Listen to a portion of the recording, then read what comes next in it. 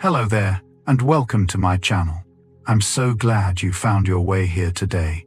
And before we begin, if these calm explorations are something you enjoy, consider liking and subscribing. It helps others find their way here too. Now let's begin. The feeling is old. The word is not. People have ached for a particular other person for as long as there have been people, but the term soulmate is surprisingly recent. It first appears in English in a letter written by the poet Samuel Taylor Coleridge in the year 1822, where he tells a correspondent that to be happy in marriage, a person must have a soulmate. Before that, the feeling had 1,000 names and no single one. What Coleridge named was not a discovery but a longing, finally given a word it could wear. And the moment a feeling gets a name, something shifts. We begin to look for the thing the word promises, to measure our lives against it, to wonder quietly whether we have found ours yet. The word did not create the ache. It gave the ache a shape, a target, an expectation. That is worth sitting with, because so much of what we believe about love is really belief about a word, only 2 centuries old, carried now as though it were ancient. Long before anyone said soulmate, a Greek philosopher told a stranger story to explain the same hunger.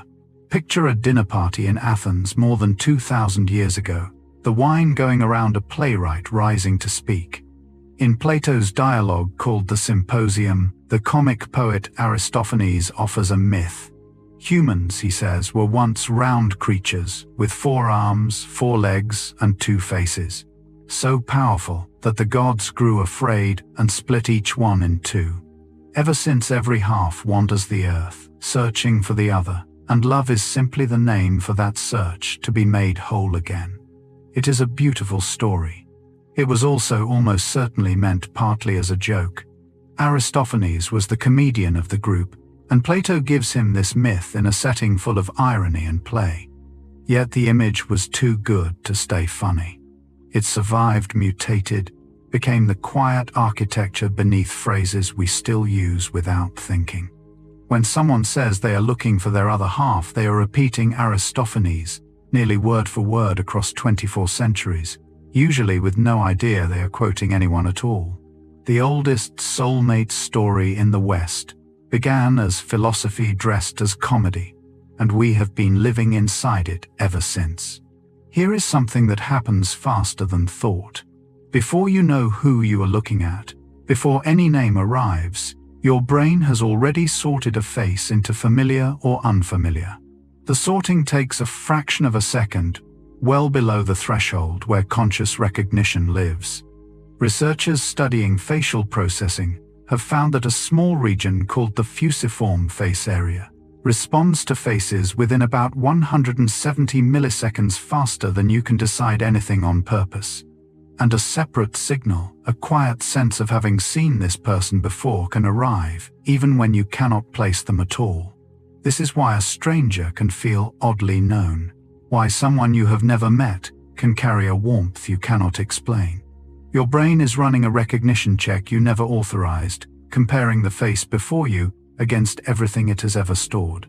Sometimes it returns a match you cannot consciously access, and what surfaces instead is a feeling, not a memory, a pull. We tend to trust that pull, to read it as meaning, even destiny. But beneath it is machinery ancient and fast, doing what it was built to do. The feeling of recognizing someone may begin long before there is anyone to recognize. Why do we warm to some faces and not others, often for no reason we can name? Part of the answer is almost embarrassingly simple. We like what we have seen before. A psychologist named Robert Zajonc demonstrated this in the 1960s, with a series of experiments now known as the mere exposure effect. He showed people shapes, faces, even nonsense words, some many times and some only once. And people consistently preferred whatever they had encountered more often, even when they had no memory of having seen it. Familiarity itself, stripped of meaning, breeds liking. Think of the person at the edge of your daily life, the one you pass without speaking, who slowly stops being a stranger. You did nothing. They did nothing. Repetition did the work. This is why proximity matters so much in love. Why the person 2 desks over becomes someone you cannot stop thinking about. The mind mistakes the comfort of the scene for the warmth of the known, and the warmth of the known for something larger. What feels like fate is sometimes just exposure quietly accumulating, until a face we have absorbed without noticing begins to feel like one we were always meant to find. We like to believe love finds us across great distances against all odds. The truth is gentler and a little humbling. The single strongest predictor of who you will fall for is not shared taste or temperament. It is who happens to be near you. In a now classic study from the 1950s, researchers tracked friendships and romances forming in a housing complex for married students, and found that the strongest factor was sheer physical closeness. People paired off with the neighbors a few doors down, far more than with anyone further away. A staircase, a shared mailbox, a corridor you both walked daily. These shaped the heart more than any list of preferences. Proximity creates the repeated exposure that quietly breeds affection, and it offers the simple chance to meet at all. The grand romantic story tells us our person is out there somewhere, singular, waiting. The evidence tells us our person is usually nearby, ordinary, available, made extraordinary by the slow accumulation of presence. This does not make love smaller. It makes it more astonishing that something so vast can grow from something so plain as nearness. The people who change our lives are rarely the ones we crossed an ocean to find. They are the ones who were close enough to become known. That seems obvious. It isn't. We talk about love at first sight as though it were a moment we could point to, a clean instant when everything changed. But when researchers look closely, the moment tends to dissolve. People who report falling in love at first sight when studied are often describing strong physical attraction in the present, then reaching back to recast the first meeting as more fateful than it felt at the time. Memory is not a recording. It is a reconstruction, rebuilt each time we visit it, quietly edited to fit the story we are now living. A couple deeply in love after years together will narrate their first encounter with a glow that may not have been there at all.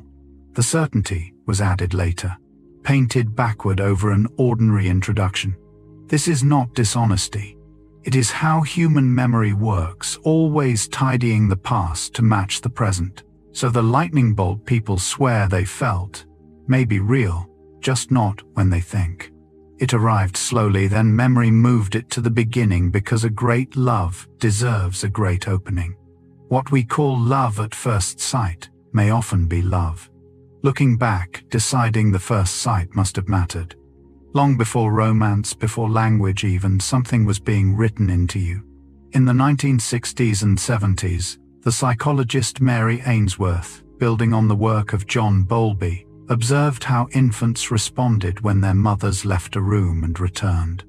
From these brief separations, she identified patterns, ways a child learns whether the world is reliable, whether closeness is safe. Those early patterns, called attachment styles, tend to persist. The child who learned that comfort comes when needed grows toward what is called secure attachment. Others learn to cling or to pull away long before they could choose. And here is the quiet weight of it. The template laid down in infancy shapes who feels safe to us as adults, who we reach toward, who we flee. The partner who feels like home may simply match the emotional grammar we learned before we could speak. We think we are choosing, freely drawn by chemistry and chance. Often we are answering a much older question asked when we were very small about whether love can be trusted to stay. Recognizing this does not trap us in it. It is the beginning of being able to choose differently. With eyes open, the safety we were or were not given. What does safety feel like before you have words for anything? For an infant, held when it cries, fed when it hungers, soothed when it startles.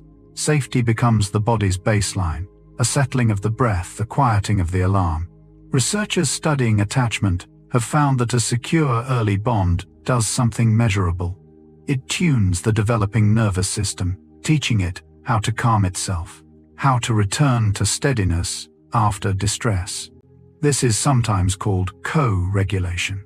A caregiver's calm presence literally helps regulate a baby's racing heart and flooding stress hormones.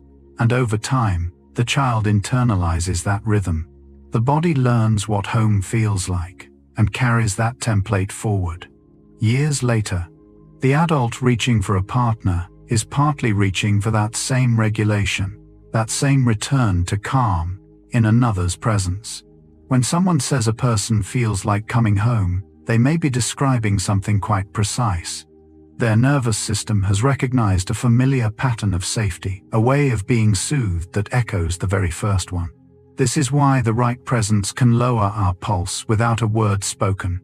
The body remembers what home was and reaches all our lives toward anyone who can offer it again. Here is a quiet trap many fall into without ever seeing it. When two people with insecure attachment styles meet, the result can feel like fireworks, and the fireworks can be mistaken for love. Consider the pairing. Researchers see often the anxious and the avoidant. One reaches craving closeness and fearing abandonment. The other withdraws craving space and fearing engulfment. Together they create a cycle of pursuit and retreat that generates enormous intensity, longing, relief, anxiety, the highs sharpened by the lows. It feels like passion. It feels like the kind of love that proves itself by how much it hurts. But the intensity is not depth. It is the nervous system in a state of alarm, mistaking activation for connection. Secure attachment, by contrast, often feels almost boring at first, calm, steady, without the desperate pull. And so people raised on intensity can mistake calm for absence of love and chaos for its presence. The difference matters enormously because one pattern exhausts and the other sustains. Many people spend years chasing the spark of dysregulation, certain it is destiny, when what it really marks is an old wound recognizing its match. Learning to tell intensity from intimacy may be one of the most quietly important things a person ever does. You might want to resist this one. It feels almost too strange to be true. Yet across several studies, people show a measurable attraction to partners whose faces subtly resemble their own. In one experiment, researchers digitally morphed a stranger's face to carry a hint of the participant's own features, and participants rated those subtly self-resembling faces as more trustworthy and appealing, without ever knowing why. The resemblance is faint, well below conscious notice. No one looks at a partner and thinks that face is a little like mine. But somewhere beneath awareness, similarity registers as safety, as kinship, as something already known. The likely reason is gently rooted in biology. Faces that resemble ours signal familiarity, and familiarity has long meant safety, belonging, trust. It does not mean we seek a twin. The effect is subtle, one ingredient among many, and other forces pull toward difference too. But it unsettles the romantic story that love crosses every line to find its opposite. Sometimes the heart leans quietly toward an echo of itself. The person across the table who feels mysteriously familiar may be familiar in the most literal way, carrying in their features a faint reflection of the face you have looked at your whole life and never truly seen. The previous echo was our own face. This one reaches further back. There is a persistent finding in attraction research, uncomfortable enough that people often wave it away, that we tend to choose partners who resemble the parent of the opposite sex. Studies have found that the eye color, hair color, even the age difference in a person's parents can quietly predict the features of the partner they later choose. One line of research on a process called sexual imprinting suggests that we form a template for attractiveness, early partly modeled on our caregivers, and carry it into adulthood. Within limits, of course. This is not destiny, and it is not what the uneasy joke implies. It is something gentler and stranger, a familiarity laid down in childhood when the faces we saw most were the faces of those who raised us. Those faces became our first definition of what a face is, what trust looks like, what closeness feels like. So the partner who feels right may carry a trace of the people who first taught us love. We are drawn again and again toward the familiar. And the most familiar faces of all are the ones we looked up at before we could speak. The heart, it turns out, has a long memory, reaching back further than we ever knowingly go. Close your eyes and think of a scent that undoes you. Most people have one. A particular warmth of skin, a trace of something that pulls them somewhere without warning. Smell is the most direct of the senses, the only one wired straight into the brain's emotional and memory centers without a stop along the way. The olfactory signal reaches the amygdala and hippocampus almost immediately, which is why a smell can summon a feeling before you have named anything at all. In attraction, this matters more than we admit. The scent of a particular person can register as comfort, as desire, as home, long before conscious thought arrives to explain it. People in long relationships often sleep better holding clothing that carries their partner's smell, and studies have measured lower stress in those who simply breathe in a beloved person's scent. We rarely credit it. We speak of looks, of words, of chemistry as a metaphor. But some of the chemistry is literal drifting unseen between two people, recognized by a part of the brain far older than language. The person who smells inexplicably like somewhere you belong may be triggering a recognition that bypasses the mind entirely and speaks straight to the oldest, quietest parts of you. That scent we just spoke of may be carrying information you would never guess. There is evidence that part of what we smell in another person is, in effect, their immune system.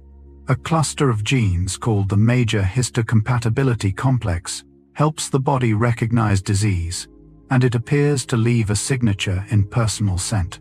In a well-known study from the 1990s, often called the sweaty t-shirt experiment, women smelled shirts worn by different men and tended to prefer the scent of those whose immune genes differed most from their own. The likely logic is quietly elegant. A child of two genetically different parents may inherit a broader immune defense, better equipped against disease. So attraction, in part, may be steering us toward difference where it matters most beneath all awareness through the nose. The findings are debated, and later studies have complicated them, so this remains a place where science is still listening carefully rather than concluding. But the possibility is striking. Some of what pulls two people together may be the body's ancient calculus about the children they could make, run silently, in a language of scent neither person can read. What feels like the most personal mystery of all, why this one may begin in something as impersonal and as wise as the immune system reaching toward what it lacks. Try this sometime and notice what happens. When two people hold a steady gaze, something measurable begins to move between them. Researchers studying physiological synchrony have found that strangers asked to look into each other's eyes can show their heart rates and even subtle skin responses drifting into alignment, beating closer to a shared rhythm. The same has been observed in couples and in parents with infants, two separate bodies quietly falling into time. No one tells the heart to do this. It happens beneath awareness through the constant flicker of signals we send and read, expression, breath, the faint timing of a blink. The body is built to attune to find the rhythm of another and match it. This is part of why deep eye contact can feel so charged, so intimate, almost unbearable with a stranger, because something real is passing between you two, nervous systems beginning to negotiate a single tempo. We think of connection as a feeling, a thing of the mind, but it is also a physical event, written in heartbeats, happening in the body before we have words for it. The next time a gaze holds a moment too long, and you feel something shift, know that it may be literal two rhythms reaching for one. Watch two people who are deeply at ease together, and you will start to see it everywhere. One leans in, the other leans in. One reaches for a cup, the other does too moments later. This is called interactional synchrony, or the chameleon effect. and it runs almost entirely below awareness. Researchers have documented how people in rapport unconsciously mirror each other's posture, gestures, even speech rhythms, and crucially, the mirroring is not the result of liking so much as a cause of it. In one study, participants subtly mimicked by a conversation partner reported liking that person more and finding the interaction smoother without ever noticing the mimicry. The body, it seems, builds connection by quietly matching and reads that matching as closeness. This is the choreography beneath every easy conversation, two people falling into a shared physical rhythm neither one is directing. When a couple looks like they belong together, part of what you are seeing is this, a synchrony built over countless unnoticed moments of mirroring. Have you ever caught yourself sitting exactly as someone across from you sits, and only then noticed it? That small recognition is a window into something constant. We are always gently becoming the shape of the people we feel close to. The synchrony reaches deeper than posture. It reaches into the brain itself. Using a technique called hyperscanning, where two people's brain activity is recorded at the same time, researchers have watched the neural rhythms of partners begin to align during shared experiences. When couples cooperate on a task, when they hold hands through discomfort, when they simply pay attention to the same thing together, their brainwaves can fall into measurable coordination patterns, rising and falling closer to in step. In one study, couples holding hands while one endured mild pain showed greater brain synchrony, and the more their brains aligned, the more the pain eased. Two separate minds housed in two separate skulls, beginning to move as something closer to one system. We tend to imagine the self as sealed, private, alone behind the eyes. But the brain is more porous than that, constantly tuning to the people we love, syncing across the small gap between bodies. This is not metaphor. It is electrical activity recorded aligning. When long partners say they feel on the same wavelength, the phrase turns out to be almost literal. Two brains, after enough shared life, learn each other's rhythm so well that they begin in moments to keep time together, the way two clocks on the same wall slowly find one beat. What is actually happening in the moments when a conversation just flows? Researchers have found a surprisingly precise answer hiding in the silences. When two people talk, the gap between one person finishing and the other beginning is astonishingly short, often around 0.2 of a second faster than we can consciously plan a reply. And studies suggest that the smoothness of that timing, the tempo of turn-taking, closely tracks how connected people feel. When the rhythm flows, when responses land quickly and pauses feel comfortable rather than awkward, people report a sense of clicking. When the timing stutters, the feeling of connection drops, even if the words themselves are fine. The click, in other words, is partly musical, a matter of rhythm rather than content.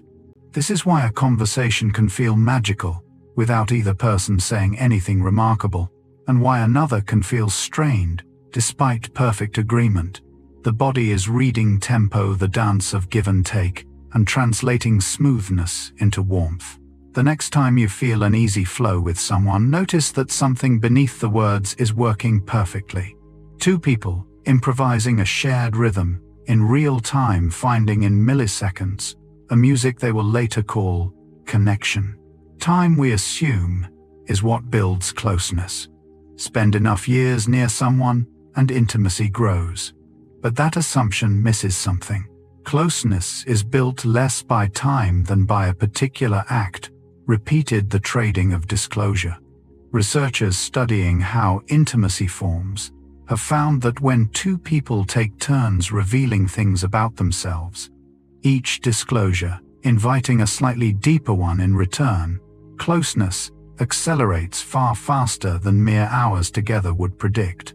The mechanism is reciprocity. I tell you something true, you meet it with something true of your own, and each exchange signals trust, raising the stakes a little, drawing us in.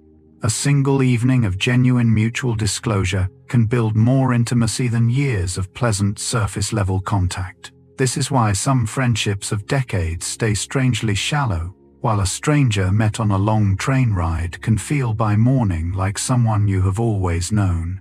It was never the time. It was the turning toward each other, the willingness to be seen and to see in return. Closeness is not a thing that simply accumulates. It is made deliberately, in the brave, small act of saying something real and waiting to see if it is met. We build our deepest bonds, one disclosure at a time. In the 1990s, a psychologist named Arthur Aaron set out to do something that sounds impossible. He wanted to manufacture closeness in a laboratory between strangers on purpose. He designed a set of 36 questions, arranged to deepen gradually, beginning lightly and moving toward real vulnerability, ending with statements like, "Tell your partner what you like about them," and sharing a personal problem. Pairs of strangers took turns asking and answering, then held a long mutual gaze. The results startled even the researchers. Many pairs reported feeling remarkably close after just 45 minutes closer than to people they had known for years. Some stayed in touch.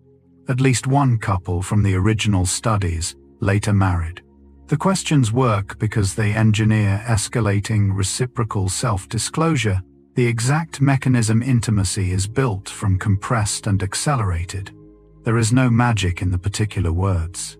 The magic is in the structure, two people taking turns being honest and being received. It suggests something quietly radical about the soulmate myth. Profound connection may be less about finding the rare right person and more about a willingness with many possible people to do the vulnerable work of being truly known.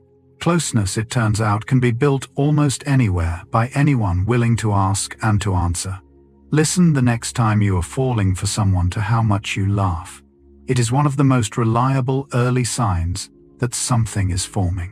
Laughter, researchers have found, is far more social than funny. We laugh most, not at jokes, but in conversation with people we feel safe with, and we laugh up to 30 times more often in company than alone. Shared laughter signals that two people see the world through a similar lens, that they are at ease, that the guard is down. Studies have found that the amount two people laugh together early on predicts the closeness and quality of the bond that follows. Laughter also does something physical, releasing the body's own soothing chemistry, easing tension, knitting people together in a moment of helpless, synchronized release. It is hard to laugh hard with someone and stay strangers. That is rather the point. When you find yourself laughing with someone until it aches, something is being decided beneath the surface. A recognition that here is a person who makes the world feel lighter. We tend to remember the people who made us laugh as the ones who mattered. The body was telling us all along, in the simplest language it has, that a bond was quietly taking hold. We opened with Aristophanes and his split creatures. Now notice how far that story reached.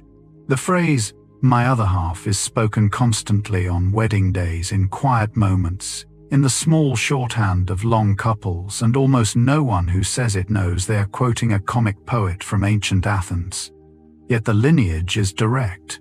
Aristophanes described humans cut in two, each half forever seeking the other to be whole again, and from that image, a phrase traveled language to language, century to century, until it became one of the most ordinary expressions of love we have. Better half, other half, two halves of one whole. The metaphor survived empires, the fall of the language it was born in, the complete forgetting of its source. And it survived because it names something people keep feeling, the sense of being incomplete alone and completed by another. There is a quiet wonder in this. When you call someone your other half, you join a chain of voices, stretching back more than 2,000 years, all reaching for the same idea with the same words. The myth was never proven. It did not need to be. It survived because it described a longing so common that every generation recognizes itself in it and reaches again for that ancient halved image of love. Here is where belief stops being abstract and starts shaping a life. Psychologists studying how people think about love have identified two broad mindsets. Some hold what are called destiny beliefs, the sense that partners are either meant to be or not, that compatibility is fixed and revealed. Others hold growth beliefs, the sense that relationships are built and cultivated over time.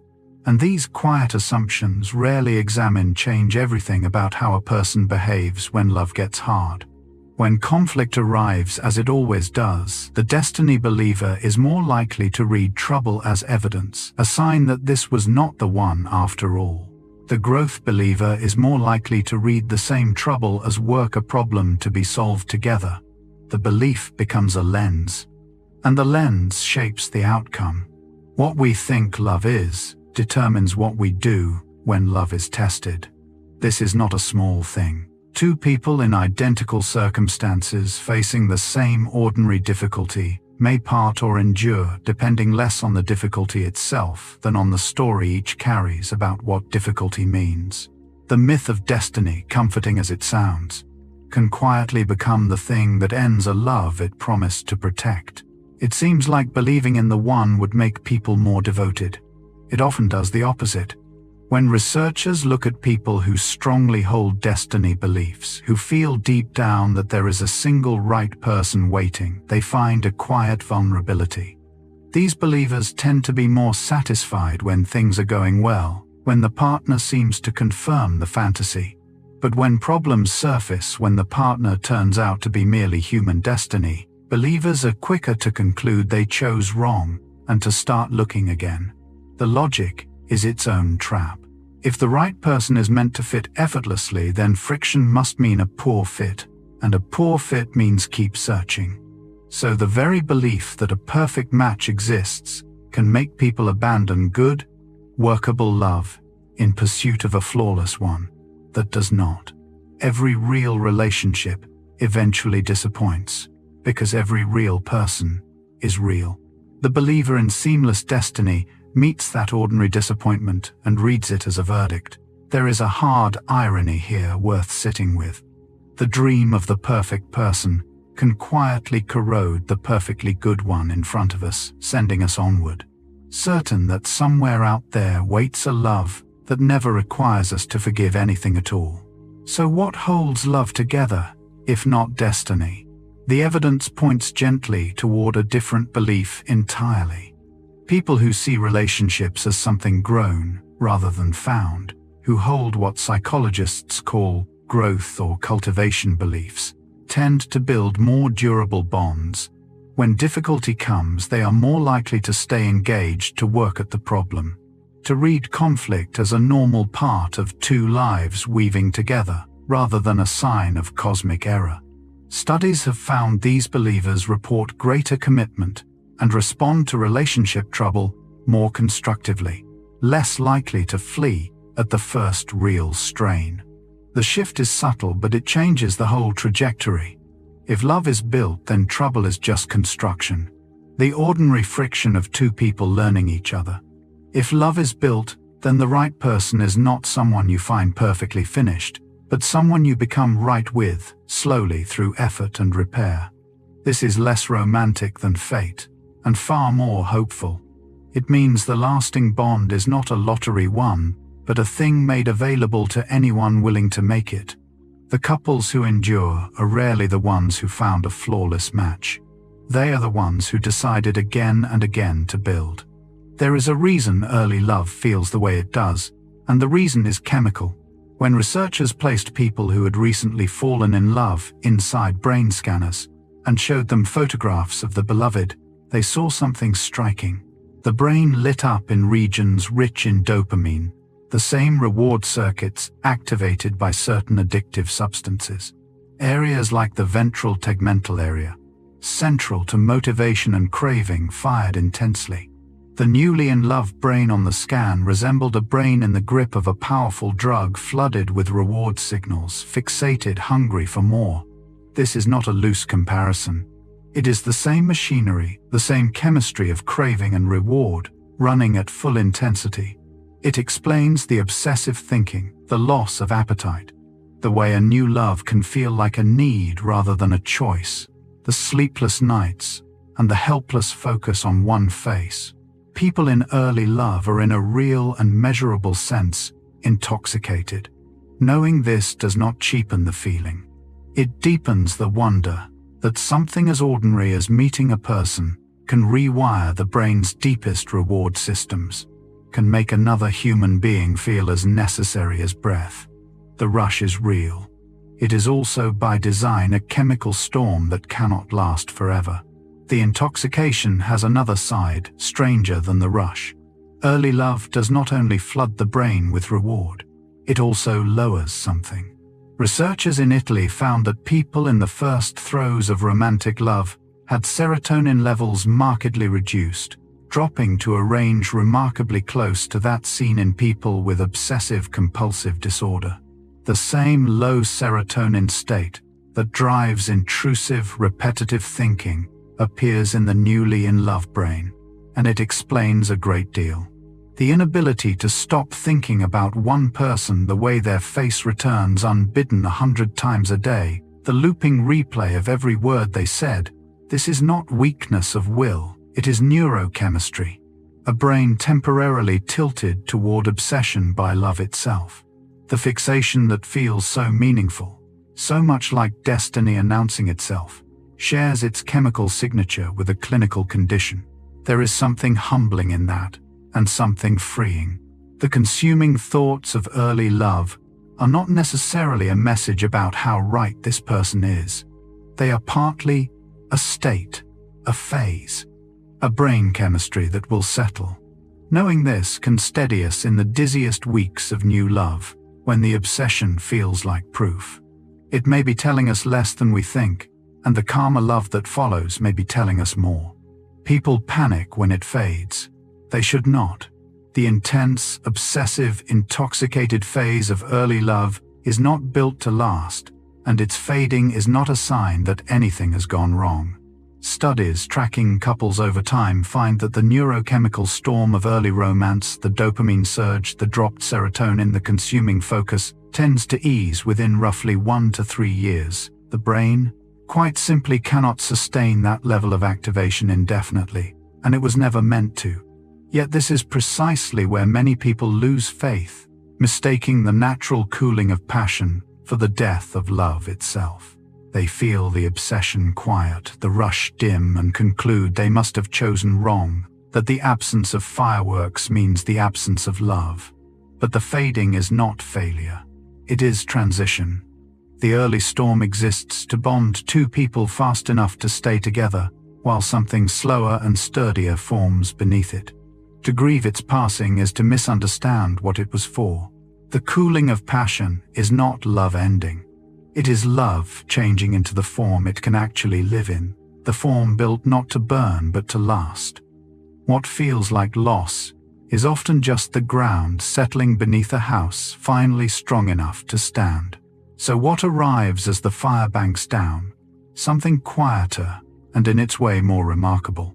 As the dopamine-driven rush of early love fades, a different chemistry rises to take its place, centered on oxytocin and vasopressin, the molecules of attachment and bonding. Where the early phase was craving and reward, this phase is calm, security, deep familiarity, the settled comfort of belonging to someone.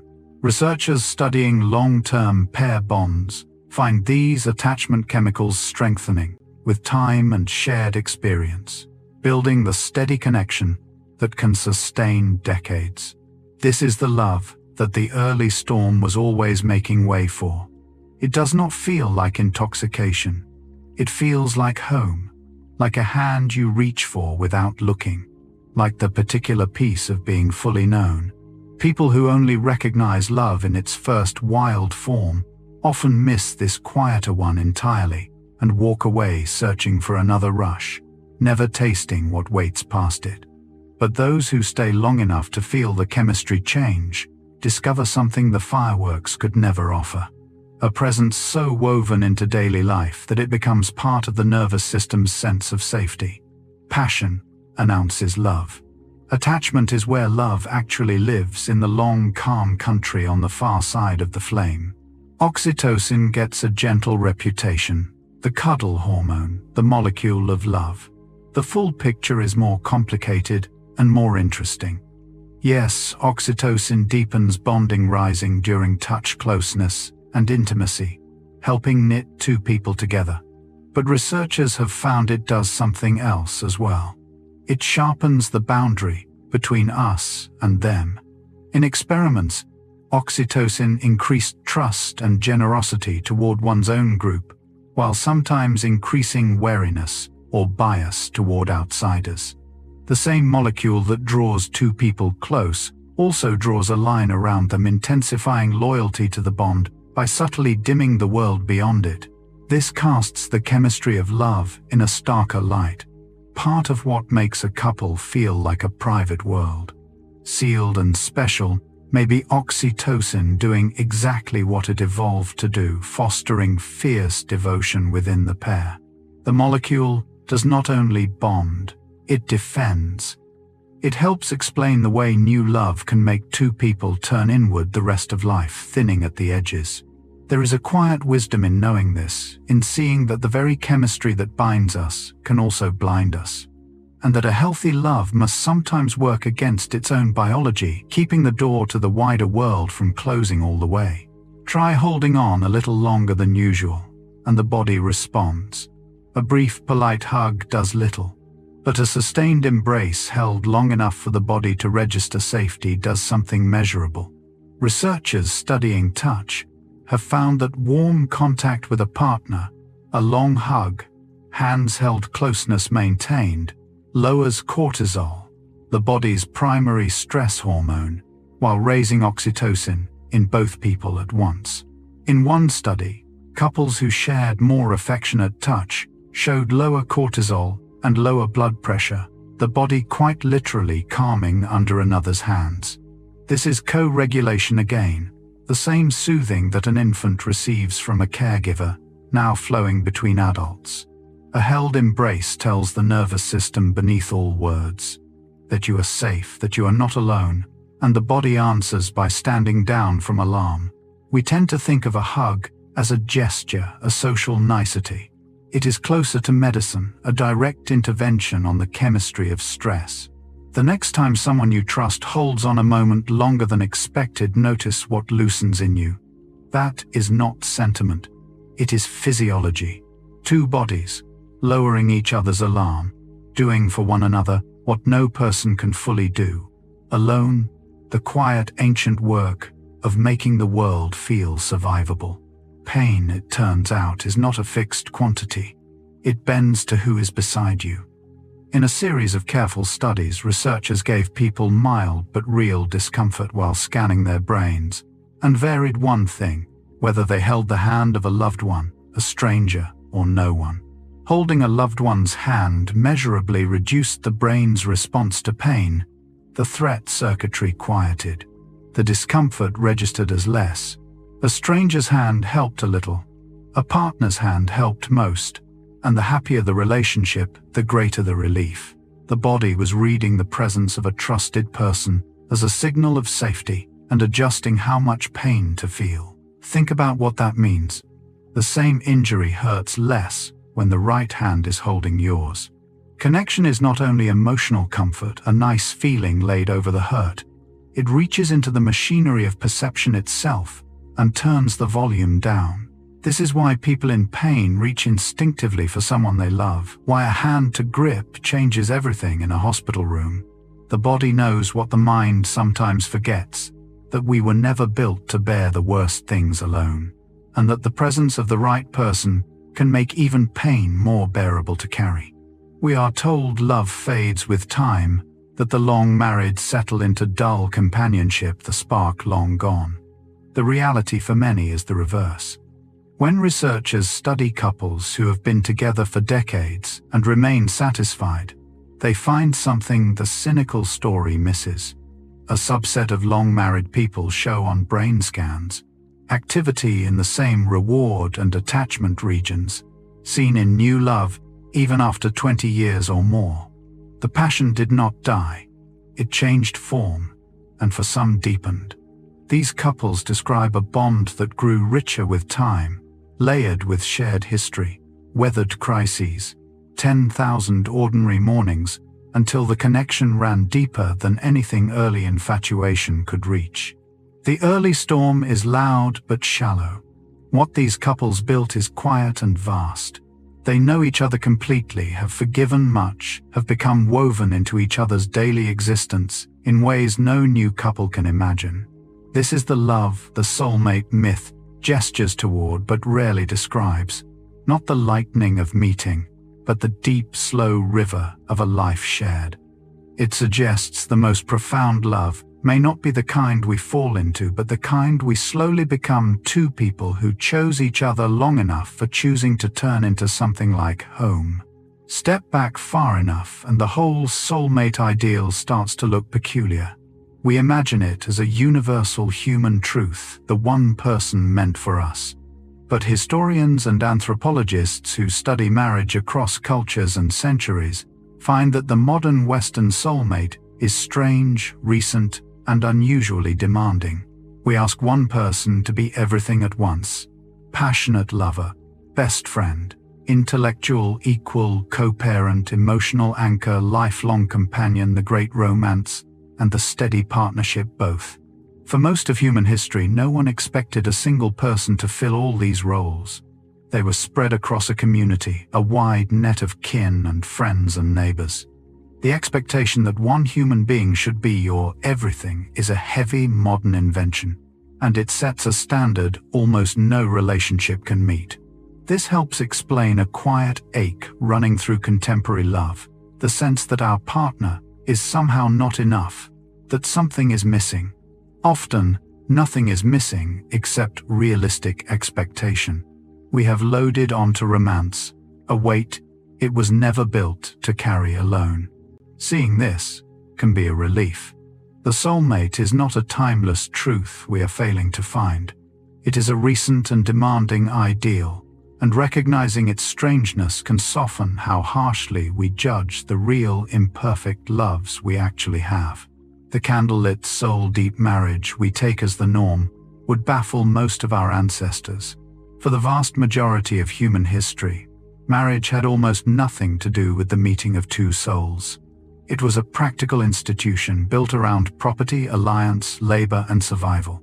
Families arranged unions to secure land, to forge bonds between clans, to ensure there were hands to work and heirs to inherit. Whether the two people felt a deep personal recognition was for most of the past beside the point, sometimes considered irrelevant, occasionally even seen as a threat to the serious business of the match. Love might grow within a marriage, and often did, but it was rarely the reason for one. The historian, Stephanie Kuntz, who has studied marriage across cultures, describes how revolutionary it was when people first began to expect marriage to be founded on love. That expectation, now so obvious to us, would have seemed reckless to most people who ever lived. This is worth holding because it reframes our restlessness. The longing for a partner who completes us is not an ancient instinct finally being honored. It is a young idea, barely a few centuries settled, and the weight we place on it would astonish nearly everyone who came before. When exactly did love become the reason to marry? Later than almost anyone assumes. While people have always felt passion and attachment, the idea that romantic love should be the foundation of marriage emerged in the West only around the late 18th century, gathering force through the 1700s and 1800s. Before that, choosing a spouse for love rather than for family interest or economic sense struck many as foolish, even dangerous, a flighty basis for so weighty a commitment. The shift came with broad changes: the Enlightenment's focus on individual happiness, growing economic independence, new ideals spread through novels and poetry that placed personal feeling at the center of life. Slowly, love moved from something that might happen inside a marriage to the very thing a marriage was supposed to be for. We now take this so completely for granted that any other arrangement sounds cold. Yet on the long timeline of human history, love-based marriage is a recent experiment, and in some ways still an unfinished one. We are all of us living inside a young idea, testing whether romantic love can bear the enormous weight we have placed on it. The doubts and strains we feel may be less personal failings than the growing pains of a notion still proving itself. It is tempting to assume that marriages without romantic choice must be loveless. The evidence quietly refuses that assumption. Studies of arranged marriages in cultures where they remain common find that many grow into bonds as warm, satisfying, and enduring as any love match. And some research suggests that satisfaction in arranged marriages can rise over time, rather than fall. Couples who began as near strangers matched by family often describe a love that deepened year by year, built through shared life, rather than ignited at first sight. This unsettles the soulmate story at its root. If love can grow reliably between two people who did not choose each other, who felt no lightning, who simply committed and then built, then perhaps the lightning was never the necessary ingredient. Perhaps commitment and the slow work of turning toward each other matters more than the spark we treat as everything. This is not an argument for arranged marriage. It is a quiet observation about love itself, that it may be less a thing we find fully formed, and more a thing that grows wherever two people tend it with care. The couples who began with nothing but a decision and ended with a deep and tender bond suggest that the soil of love is choice and effort, far more than the seed of fated attraction. Here is a small mystery in language. Many cultures have no exact equivalent for the English word soulmate, no single term carrying its precise weight of fated, singular, soul-deep romantic partnership. And yet, when you look closely, those same cultures find ways to describe a remarkably similar feeling through other words, other images, other stories. The absence of the word does not mean the absence of the longing. People everywhere seem to reach for the experience of a profound, almost recognized connection with another, even when their language hands them no neat label for it. This tells us something about the feeling itself. It appears to run deeper than any one culture's vocabulary, surfacing again and again in different tongues, dressed in different metaphors, but pointing toward the same human ache. At the same time, the lack of the exact word matters, because words shape expectation. A culture without the soulmate concept may feel the longing without the same pressure to find a single perfect person holding the feeling more lightly. So the feeling seems close to universal, while the word and the heavy promise it carries is particular. Across all our different languages, people keep describing the same quiet hope that somewhere there is someone who would simply fully understand. In Japan, and in Chinese tradition before it, there is a beautiful image for fated connection, and it threads through the idea of soulmates in a way worth pausing on. According to the legend, an invisible red thread connects those who are destined to meet, tied at the little finger, stretching across any distance, any circumstance. The thread may tangle or stretch, the story says, but it will never break, and those bound by it will find each other in the end. It is a tender vision of destiny, gentler than the Western soulmate, less about completing a missing half, and more about an inevitability of meeting a connection that simply will not be denied by time or chance. What strikes me about it is how different cultures separately arrive at the same intuition, that certain bonds feel predestined, woven into the order of things. The image of the thread persists, because it gives shape to a feeling people keep having, that some meetings seem meant that some person was somehow always coming toward us. Whether or not any thread exists, the durability of the idea across centuries and borders says something. The sense of fated connection is one of humanity's most persistent dreams, told in red thread here in Split Souls. They're always reaching for the same hope, that we were not meant to be alone. Listen to people from very different places describe meeting someone who changed their life, and a strange echo appears. Despite vast differences in language and culture, the descriptions converge. People speak of recognition, of feeling they had always known the person of time slowing, or the world falling away, of a sense of coming home to a stranger. Researchers and writers who collect these accounts across cultures find the same motifs surfacing again and again: the language of recognition rather than discovery, of return rather than arrival. This consistency is quietly remarkable. It suggests that whatever is happening when two people feel a profound connection, it produces a recognizable experience, one that humans across the world reach for similar words to capture.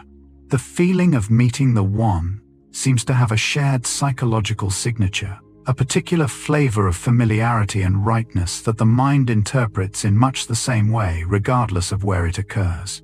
We may dress it in different myths: the red thread, the split soul, the meant to be.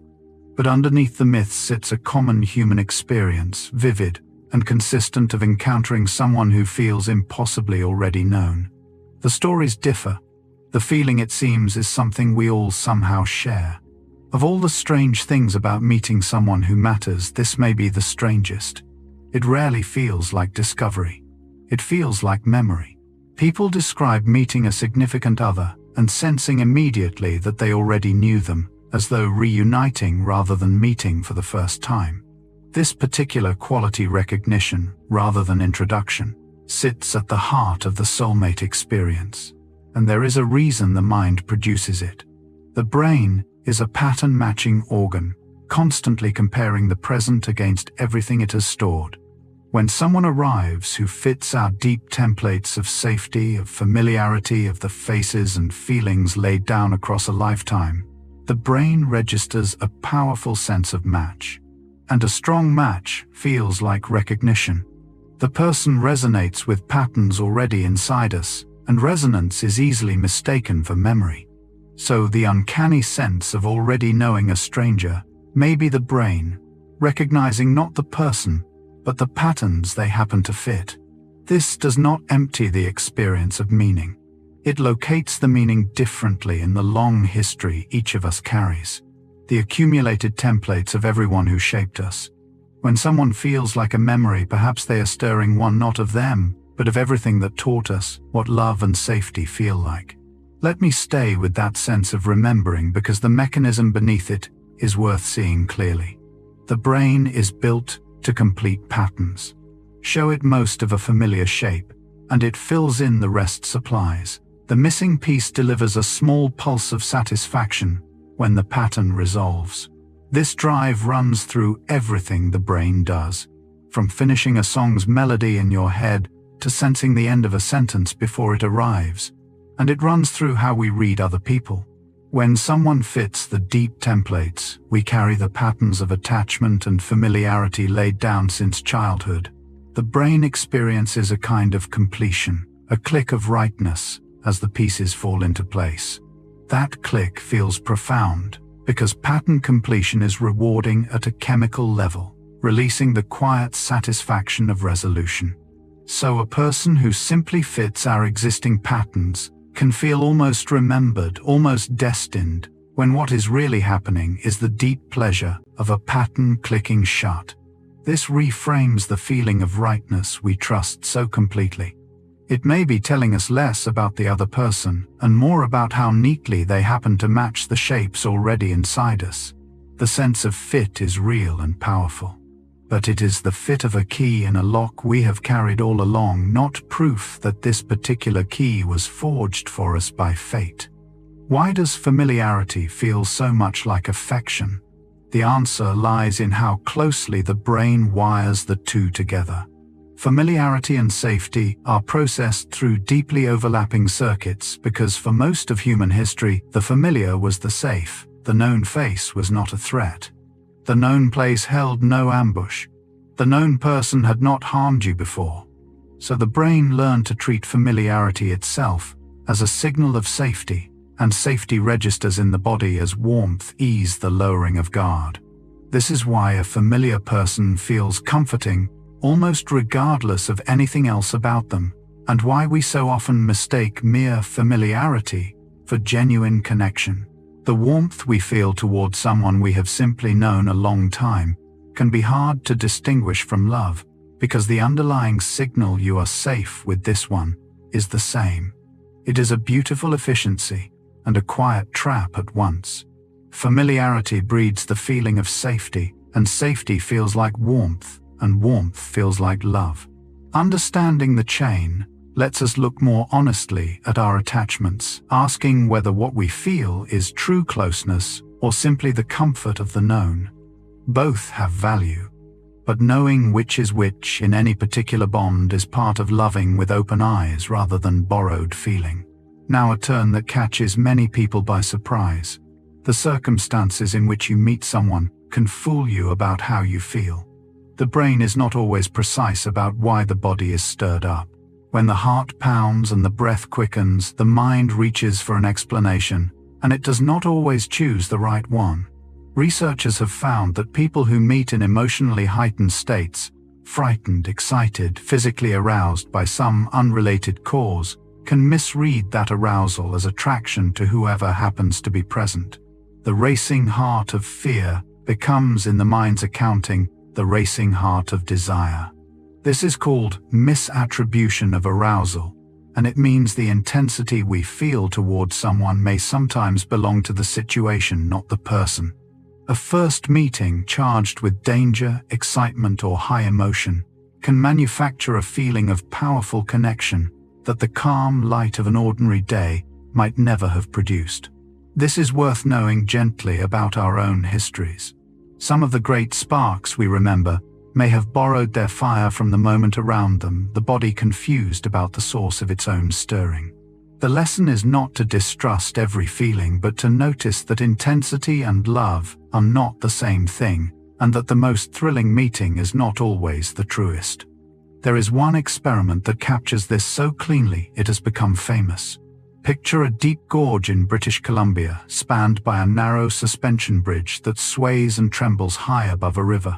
In the early 1970s, researchers stationed an interviewer at the end of this terrifying bridge and at the end of a second low, sturdy bridge nearby. As men crossed, the interviewer approached them with a questionnaire and offered a phone number in case they had further questions. The men who had just crossed the frightening, swaying bridge were far more likely to call afterward than those who crossed the safe one. Their pounding hearts, set racing by fear and height, had been quietly reinterpreted as attraction to the interviewer. The fear became desire in the telling, the mind gave itself. This single study laid bare something unsettling about love, that the body's arousal is ambiguous, and the mind labels it after the fact, sometimes wrongly. It suggests how much of what we call chemistry might be the residue of a charged moment, the body stirred for one reason, and the heart crediting another. The trembling bridge stands as a quiet warning and a wonder, both a reminder that the line between fear and falling in love is thinner and stranger than we like to believe. There is a reason the people we went through hard things with stay lodged so deep in us. Comfort, it turns out, is a weak glue compared to struggle.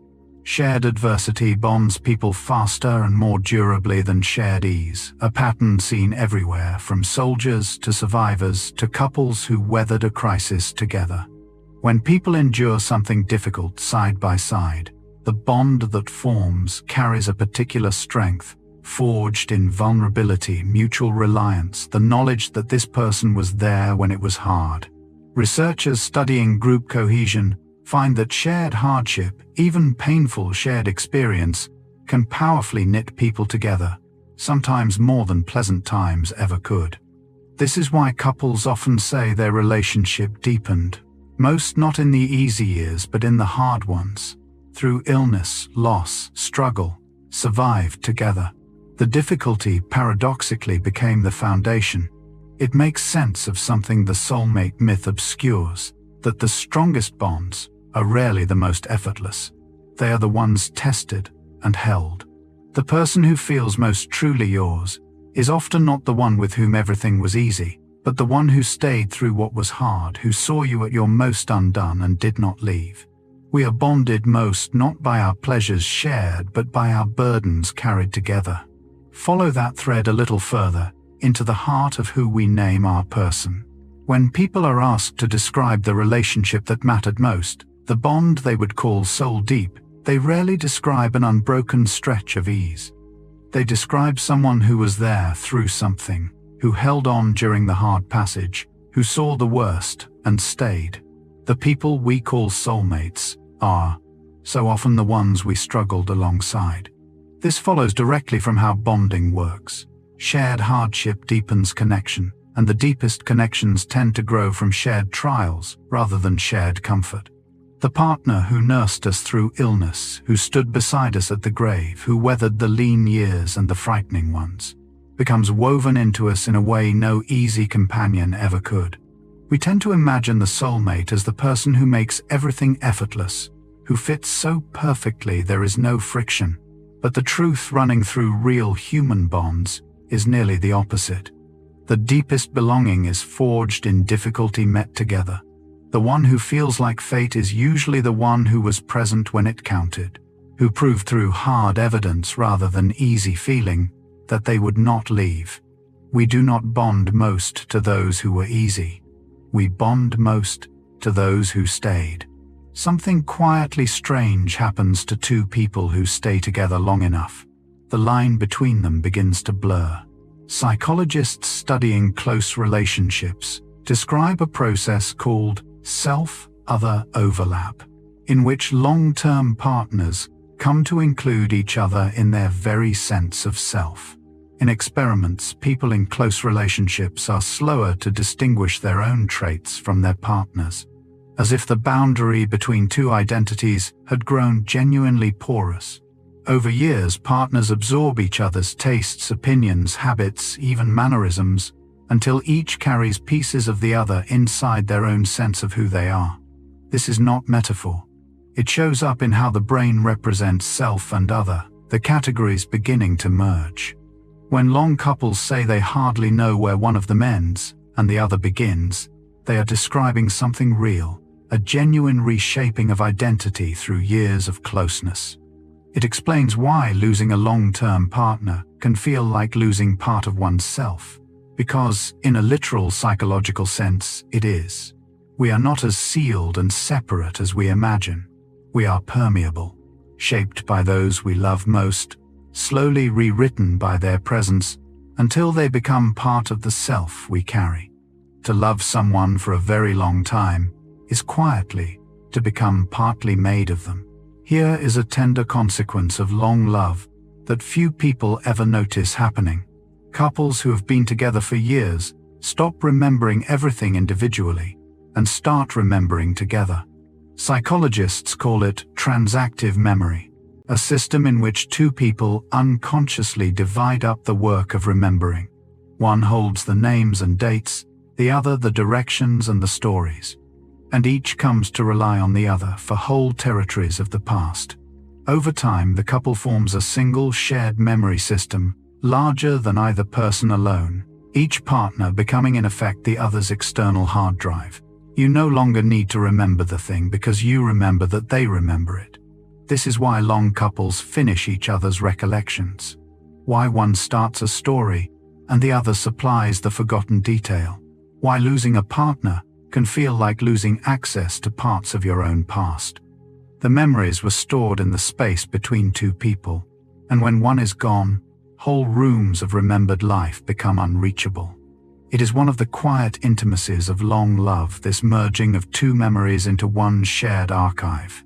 We tend to think of memory as private, locked inside a single skull. But for those who share a life, the past itself becomes something held in common, kept safe in the keeping of another. The mind reading that long couples seem to do is not entirely an illusion. After decades together, partners often can predict each other's thoughts and responses with genuine, measurable accuracy. They have accumulated such a vast, detailed model of each other, countless hours of attention, 10,000 conversations, that they can anticipate what the other will think, say, or want, often before it is spoken. Researchers studying long-married couples find they can frequently predict a partner's opinions and reactions at rates well above chance, drawing on a deep internal map built over years. This is not telepathy. It is the natural result of paying close attention to one person for a very long time, until you carry a working model of their mind detailed enough to run predictions on. The familiar magic of a couple finishing each other's sentences is real, grounded in this slow accumulation of knowledge. There is something quietly moving in it, this evidence of how thoroughly we can come to know another person. To be known that well, to have someone who can anticipate your thought before you voice it, is one of the rare gifts of enduring love. It is also a record of attention, proof that someone watched and listened closely enough, for long enough to hold your mind almost as well as their own. There is a cost to being woven so deeply into another person, and it surfaces most starkly at the end. When a long-term partner dies, the survivor faces not only grief but genuine physical danger. Researchers have documented what is sometimes called the widowhood effect, a measurable rise in the surviving partner's risk of illness and death in the weeks and months after a spouse's passing. The bereaved are more likely to suffer heart problems, weakened immunity, and earlier death than their still partnered peers. The body, it seems, registers the loss of a long-bonded other as a profound physiological blow. Part of this traces back to everything we have seen: the co-regulation of stress, the shared rhythms, the merged sense of self. When that other is suddenly gone, the systems that had relied on their presence are thrown into disarray, and the body suffers for it. Grief is not only an emotion, it is a full bodily event capable of real physical harm. This is, in its sorrowful way, a measure of how real the bond was. We do not break down at the loss of something that did not matter. The danger to the surviving heart is, in the end, evidence of how deeply two lives had grown into one, and how much the body had come to depend on a love it could not replace. The phrase sounds like poetry. It is also a diagnosis.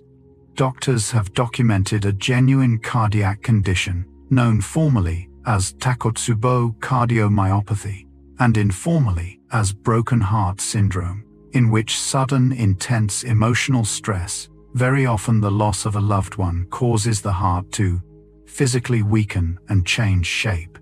A surge of stress hormones, triggered by grief or shock, can stun the heart muscle, leaving part of the left ventricle ballooning outward, its normal pumping disrupted. The symptoms can mimic a heart attack: chest pain, breathlessness, sometimes serious enough to be fatal, yet the arteries are often clear. It is the emotion itself, not a blockage, that injured the heart. The condition was named by Japanese doctors, who noticed the stricken heart took on the shape of a takotsubo, a pot used to trap octopus. What strikes me about this is how literally it confirms what poets always claimed. A heart can be broken by loss, not as metaphor but as medicine, the organ itself reshaped by sorrow. The connection between two people is so real, so embodied, that severing it can physically wound the body left behind. We carry our loves, not only in the mind, but in the heart, in the most literal flesh. And when a great love ends, the heart can quite genuinely break. Why does grief feel less like sadness and more like craving, like a hunger that will not be answered? The brain offers an unsettling explanation. When researchers scanned the brains of people grieving a lost loved one and showed them reminders of the person they saw, activity in regions tied to reward and craving, the same circuits that light up in addiction and physical withdrawal. Grief, it turns out, can resemble the neurological state of withdrawal from a substance the brain has come to need. This makes a painful kind of sense. We saw that love activates the brain's reward and attachment systems, binding us to another person through the deep chemistry of need. When that person is gone, those same systems keep firing still, craving a presence that will never return. And the result is the particular agony of grief, a yearning with no possible satisfaction. The loved one had become, in the brain's accounting, something close to a necessity, and their loss leaves the reward system, searching, aching, withdrawing. This is why grief can feel so physical, so much like a body deprived of something essential.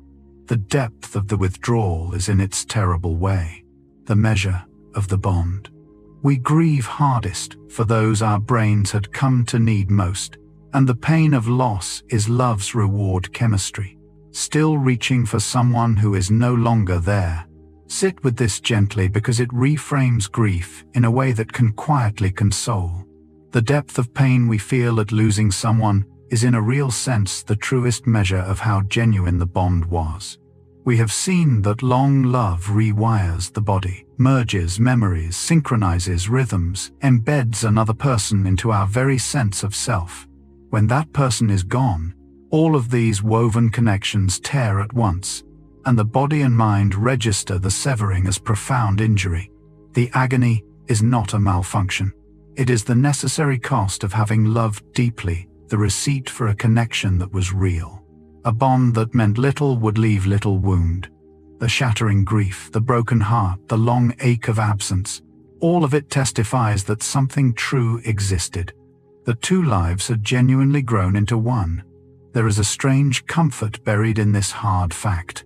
The pain of loss is proportional to the reality of the love, which means our deepest grief is also our clearest evidence that we did not imagine the connection, that it was as real as anything can be. To have loved enough to grieve like this is to have had the very thing the soulmate myth promises. The grief is the proof. We mourn most for the loves that were most truly ours. Something curious happens when people meet a first love after many years apart. The decades seem to vanish.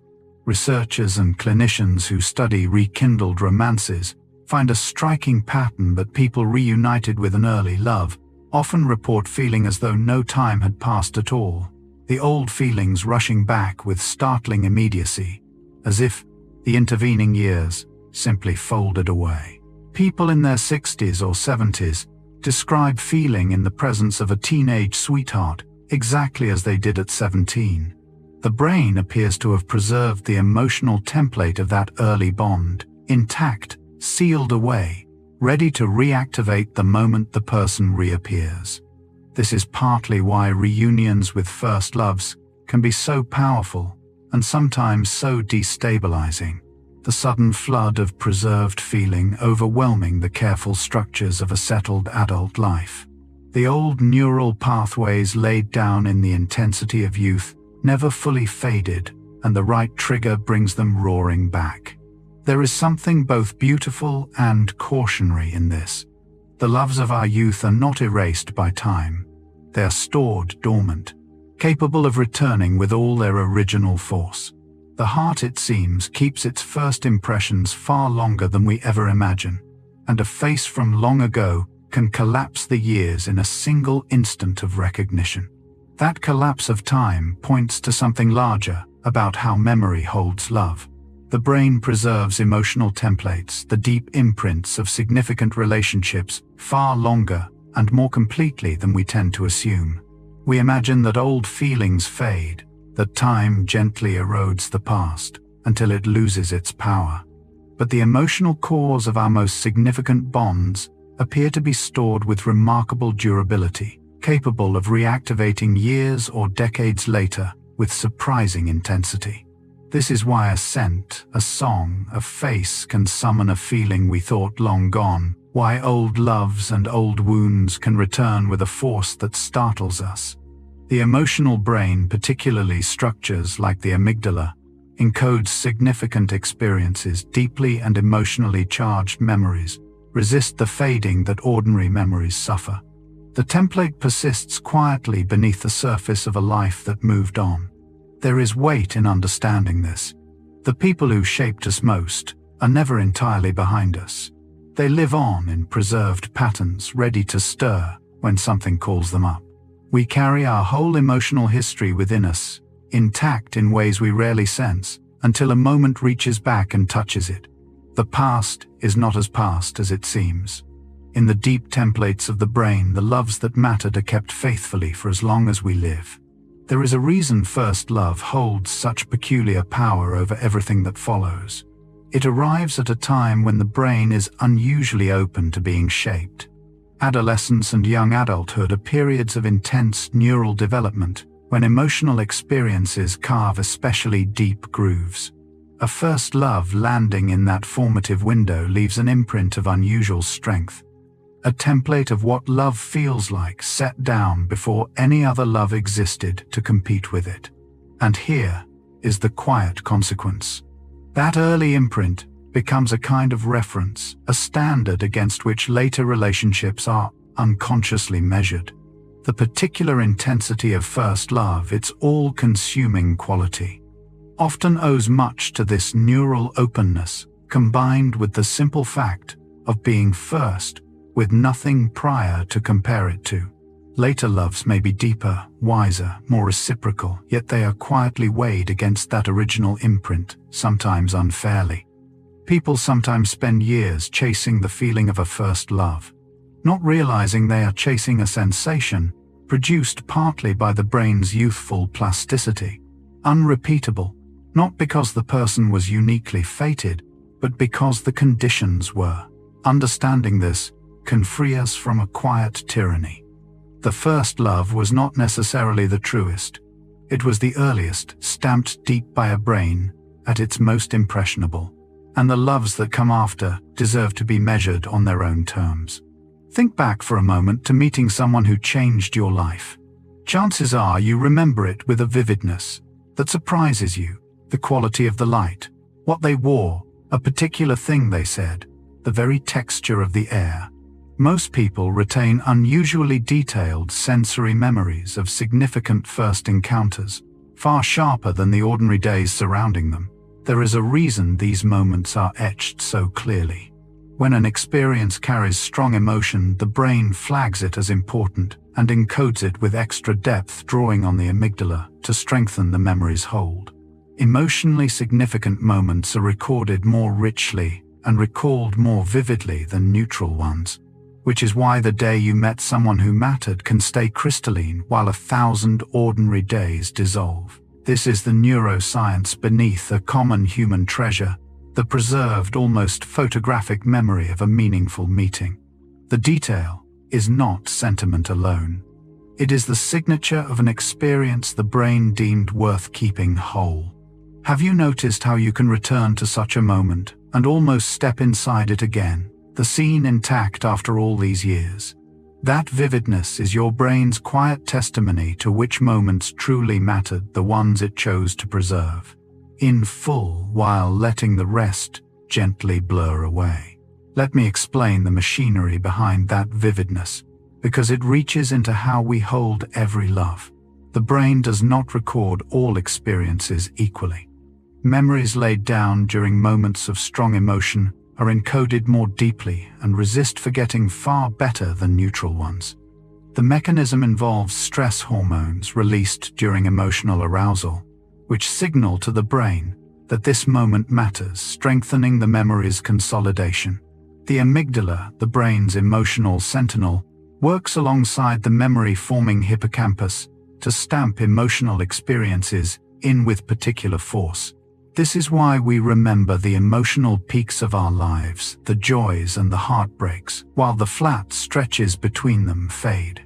In love, this means the charged moments, the meeting, the first words, the partings and reunions, are preserved with special durability, becoming the landmarks by which we remember a whole relationship. The quiet wisdom of this system is that the brain prioritizes what matters, holding fast to the experiences that carried the most feeling.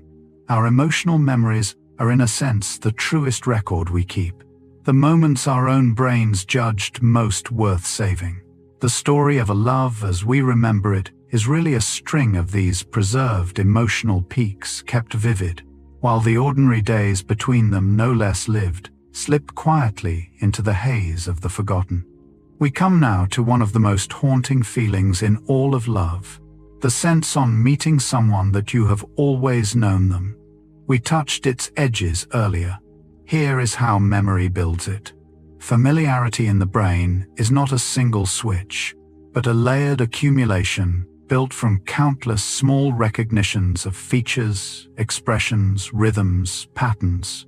When you meet someone who resonates strongly with templates already inside you, the faces and feelings of everyone who shaped you, the brain stacks these partial recognitions into an overwhelming sense of familiarity far stronger than a single new meeting should produce. The person feels deeply known because they are activating many layers of stored familiarity at once, even though you have only just met. The feeling of always having known them is the sum of all these resonances, firing together, mistaken for a memory of the person themselves. It is a kind of recognition without an original, a familiarity assembled from pieces of your whole past. This does not make the feeling false. It makes it richer and stranger than the simple story of fate. When someone feels like a soul you have always known, they may be stirring the accumulated familiarity of a lifetime. Every face and feeling that taught you what closeness is gathered and reflected suddenly in one new person standing before you. If you want to know whether a love will last, you might be looking at the wrong kind of similarity. People often try to match on personality, seeking someone whose temperament mirrors their own, the same energy, the same humor, the same way of moving through the world. But research on long-term relationships finds that similarity in personality predicts lasting satisfaction, surprisingly weakly. What matters far more is similarity in values, in the deep commitments about how to live. What matters? How to raise children, how to handle money, what a good life looks like. Couples who share core values tend to build more durable, satisfying bonds than couples who merely share a temperament. This makes quiet sense. Personalities can differ and even complement each other across a long life, but clashing values create friction at the deepest level, surfacing in the countless decisions a shared life requires. Two people can be very different in disposition, yet move through life in harmony if they want the same fundamental things. The soulmate myth often emphasizes a magical sameness, a sense of being two of a kind. But the sameness that actually sustains love is quieter and deeper than matching personalities. It lives in shared values, in wanting the same direction for a life, and it is this alignment, far more than any surface resemblance, that lets two people walk a long road together without slowly pulling apart. The story is everywhere that opposites attract, that we are drawn to our complement, the one who completes what we lack. It is a lovely idea.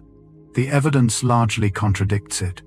When researchers study who actually pairs up and stays together, they find that similarity, not difference, predicts attraction and lasting connection. People tend to partner with those who resemble them across a wide range of traits, attitudes, backgrounds, education, even values and intelligence. A pattern so consistent it has a name: assortative mating. The dramatic union of true opposites, so beloved in fiction, is comparatively rare and often less stable. We are drawn again and again toward people who are like us, who see the world as we do, who share our ground. The appeal of the opposite may flare briefly, the fascination of difference, but it is similarity that sustains. This overturns one of romance's favorite ideas.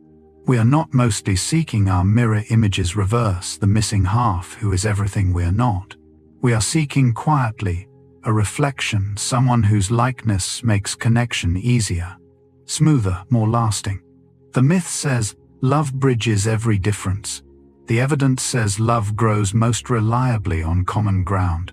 The person who feels like a match more often than not is one who is genuinely deeply like us, and that likeness is not a failure of romance, but its quiet foundation. Here is a pattern at work in nearly every relationship, operating almost entirely beneath awareness. People tend to pair with partners close to their own level of physical attractiveness. Researchers call it the matching hypothesis, and it shows up reliably across studies, couples tending to be similar in how attractive others rate them. We may dream of partners far above our own appeal, but in the relationships people actually form, and keep a rough matching tends to hold. This happens without conscious calculation. No one consciously rates themselves and seeks an equal. Instead, a quiet process unfolds, shaped by who feels approachable, who returns our interest where we sense we belong. The result is a gentle sorting. Two people landing near each other on a scale neither one is consciously measuring. It is humbling perhaps, but also reassuring. We are not for the most part doomed to pine after the unreachable. We are drawn toward and drawn back by those within our own range, which makes mutual attraction more achievable than the fantasy of chasing far above us.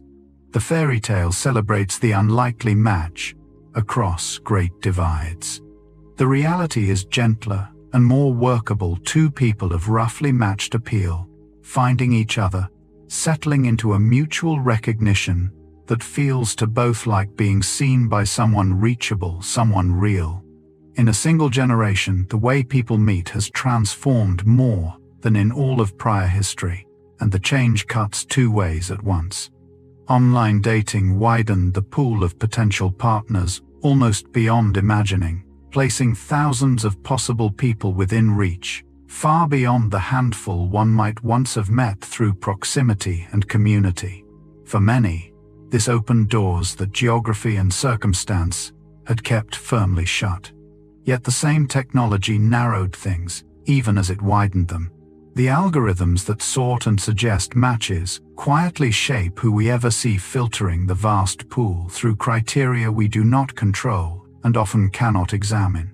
We feel we are choosing freely from an endless field, while unseen systems decide which faces ever reach our screens. So, the modern search for connection is paradoxical, more open than ever, and more invisibly steered than ever. The promise is infinite choice. The reality is choice within boundaries drawn by code. This reshapes the old soulmate question in a new way. If the one is out there, our path to them now runs through algorithms with their own logic, their own blind spots, their own quiet biases. We meet increasingly not who proximity placed near us, but who the system chose to show. The widening was real. So was the narrowing harder to see, working silently behind the abundance.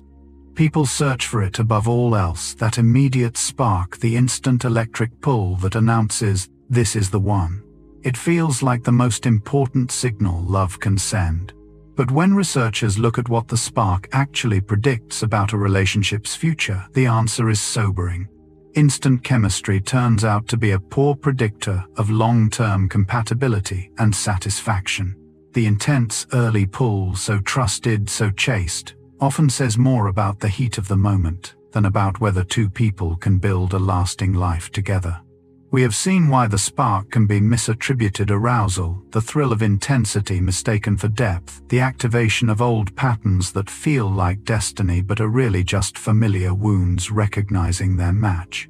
Meanwhile, the qualities that actually sustain love, shared values, kindness, the capacity to repair after conflict, rarely announce themselves with a spark. They reveal themselves slowly, in the unglamorous evidence of how someone treats you over time. This is one of the quiet tragedies of how we search for love, that we trust the signal least correlated with lasting happiness and overlook the ones that matter most. The spark feels like wisdom. Often it is noise. The truest predictors of a love that lasts are quieter, slower, and far less thrilling than the electric jolt we have been taught to chase as though it were everything. If the spark misleads us, what should we trust instead? Often its opposite, the slow burn.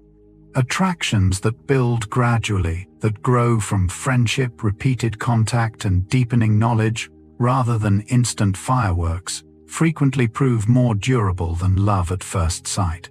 We saw how mere exposure quietly breeds affection, how familiarity deepens into warmth, how shared experience forges lasting bonds. A love that develops slowly is built on exactly these sturdy foundations: accumulated knowledge, tested trust, real familiarity, rather than the volatile chemistry of an instant spark. The gradual attraction has time to gather evidence, to see the person across many moods and situations, to grow on solid ground. The instant attraction, by contrast, often rests on projection and intensity, dazzling but thin. This is why so many enduring loves began without lightning, with two people who knew each other a long while before something shifted, who became friends before they became more. The story celebrates the thunderbolt, the eyes meeting across a room, but the quieter path, attraction, ripening slowly from genuine knowing, may be the surer road to a love that lasts. There is no shame in a love that took its time. The slow burn, less cinematic but more solid, gathers the very things that hold two people together through the long years, and what was built carefully tends to outlast what merely caught fire. Consider how strange this is and how common it has become. People form deep, genuine attachments to others they have never met in the flesh. Bonds built entirely through words on a screen, voices on a line, letters across a distance. The brain does not seem to require physical presence to fall in love. The same attachment systems that bind us to those beside us can activate through correspondence alone, through the slow accumulation of shared thought and feeling exchanged at a distance. We saw that intimacy is built through reciprocal self-disclosure, the trading of what is true about ourselves, and this exchange needs no shared room to work. Two people revealing themselves to each other across any medium can build the same escalating closeness, the same sense of being known that proximity offers. This is why long-distance love's pen pal romances and connections formed through writing can run as deep as any built face-to-face, sometimes deeper because the exchange is so concentrated on the inner life. The body's absence does not prevent the heart's attachment. It tells us something about what love actually requires, which is not so much physical nearness as genuine mutual revelation, the willingness to be known and to know in return. We bond in the end, not to a body in a room, but to a mind and a heart made knowable by whatever means they reach us. History offers a quiet proof of this, written in ink. Some of the deepest and most enduring loves on record were built, sustained, or deepened almost entirely through letters. Two people separated by distance or circumstance, knowing each other through words across the page. Long before screens, lovers, parted by war, work, or family, wrote their way into profound connection, the correspondence carrying the whole weight of the bond for months or years at a time. These were not lesser loves for being conducted on paper. Many were extraordinarily deep, the letters, allowing a kind of intimacy that even physical presence sometimes hampers, the slow, considered revelation of an inner life. The freedom to say on the page what might falter when spoken aloud. The written word let people disclose themselves with a fullness and honesty that built remarkable closeness, each letter an act of being known. Through these exchanges, people fell deeply in love, sustained marriages across long separations, and preserved bonds that distance might otherwise have dissolved. There is something to learn here about our own age of constant, hurried messaging. The old letters worked because they carried real disclosure, real attention, real presence of mind. The medium was slow, but the love was deep, built word by patient word, proving that two souls can find each other fully across any distance, given only the willingness to truly write themselves down.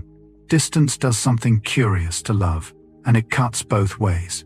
When two people are apart, unable to share the texture of ordinary daily life, they tend to fill the gaps with imagination, and the picture they form of each other grows more idealized. Researchers studying long-distance relationships find that partners often hold rosier, more idealized views of each other than geographically close couples do, the absence of mundane friction allowing a more perfect image to form. This can be a gift. The idealization sustains hope, deepens longing, keeps the flame bright across the miles. But it carries a quiet risk. The idealized partner may not survive contact with the ordinary reality of daily togetherness. When the imagined person meets the actual one with all their unglamorous habits and human flaws. Couples reuniting after long separation sometimes struggle precisely because the real person cannot match the polished image distance allowed them to build. So long-distance love lives in a particular tension, the absence that deepens devotion, also breeding an idealization that reality must eventually test. There is wisdom in holding this lightly, in knowing that the beloved, imagined across the distance, is partly a creation of the imagining mind. The love is real, so is the idealization, and the most lasting long-distance bonds are often those that survive the moment when imagination finally meets the ordinary, unidealized truth. Before you ever see a person clearly, their voice has already told you a great deal, and you have already begun to respond. The human voice carries a remarkable amount of information, and we read it almost instantly, forming impressions of attractiveness, warmth, confidence, and compatibility from sound alone.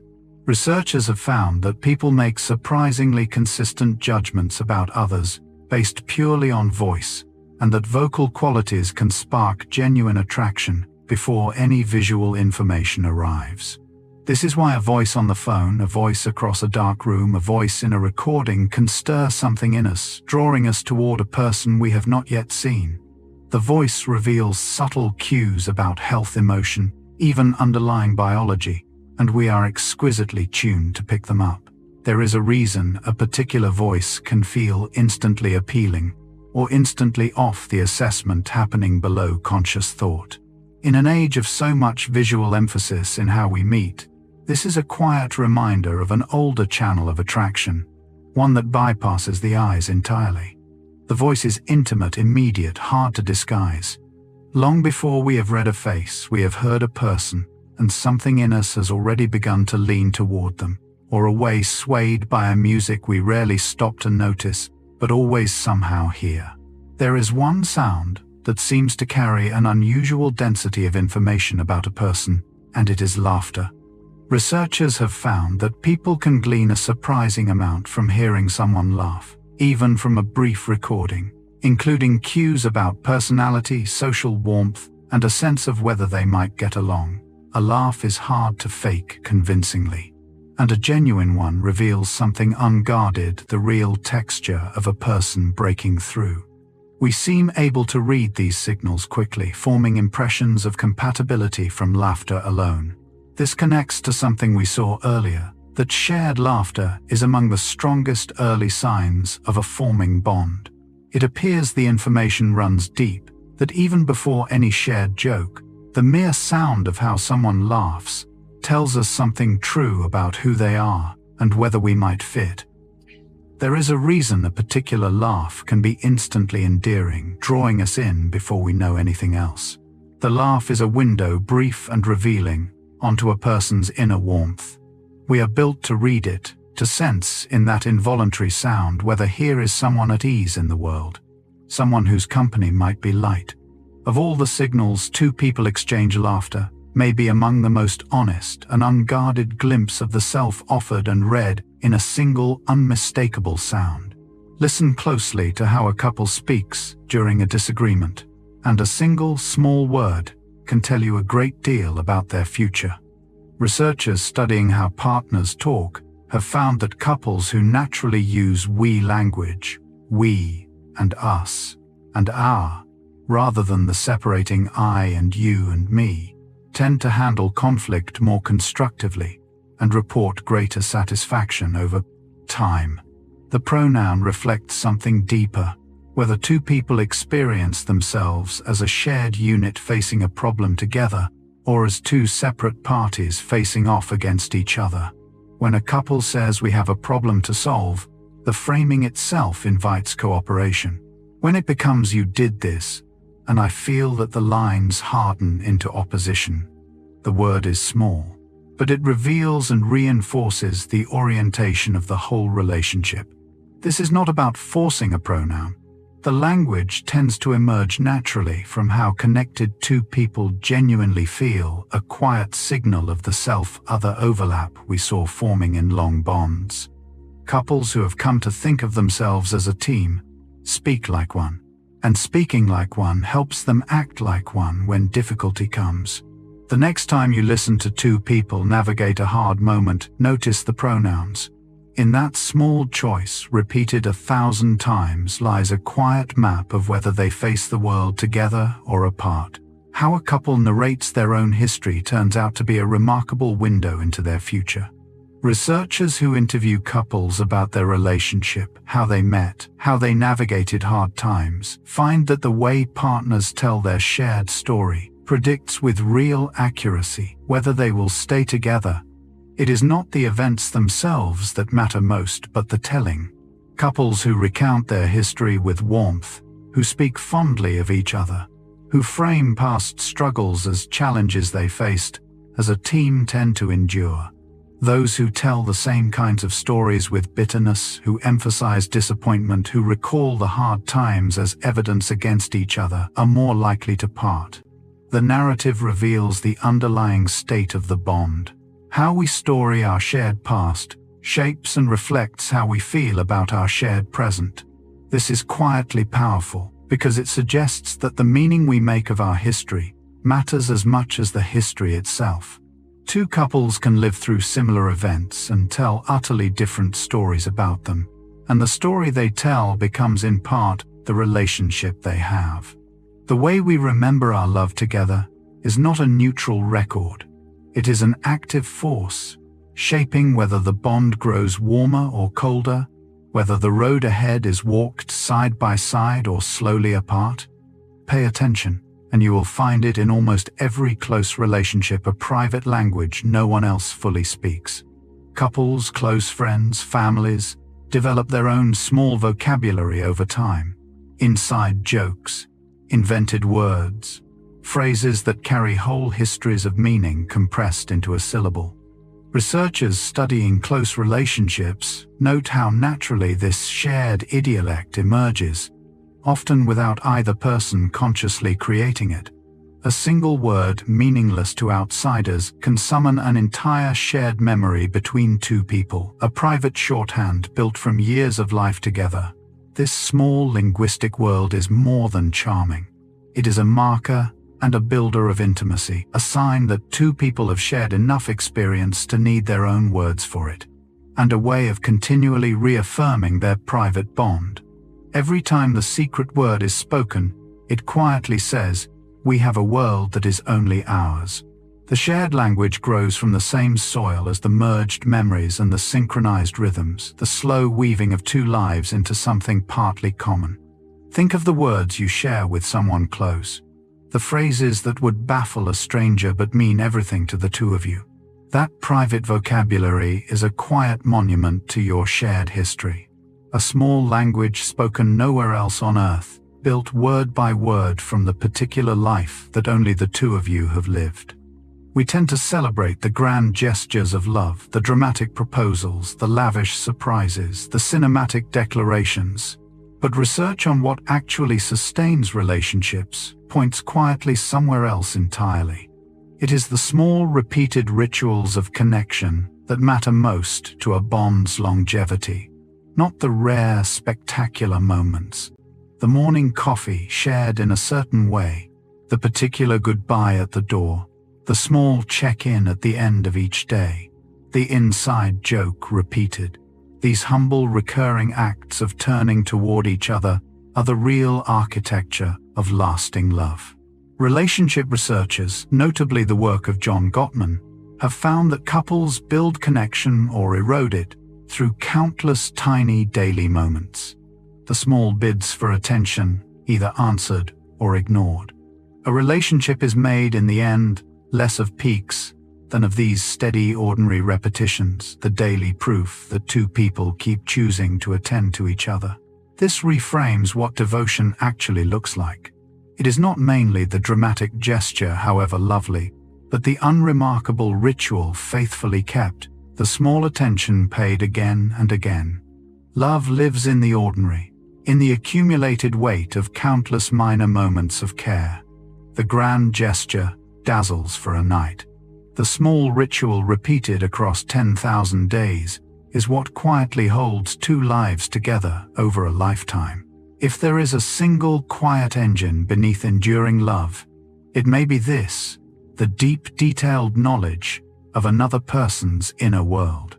Relationship researchers describe what they call love maps, the rich internal model partners build of each other's hopes, fears, histories, preferences, the texture of who they are. Couples who maintain detailed, updated maps of each other's inner lives, who keep genuinely knowing each other as both people change, tend to sustain deeper and more resilient bonds. This is the unglamorous heart of lasting love, not magic or fate, but the ongoing work of paying close attention, of staying curious about a person, even after years of knowing them, of updating your understanding as they grow and shift.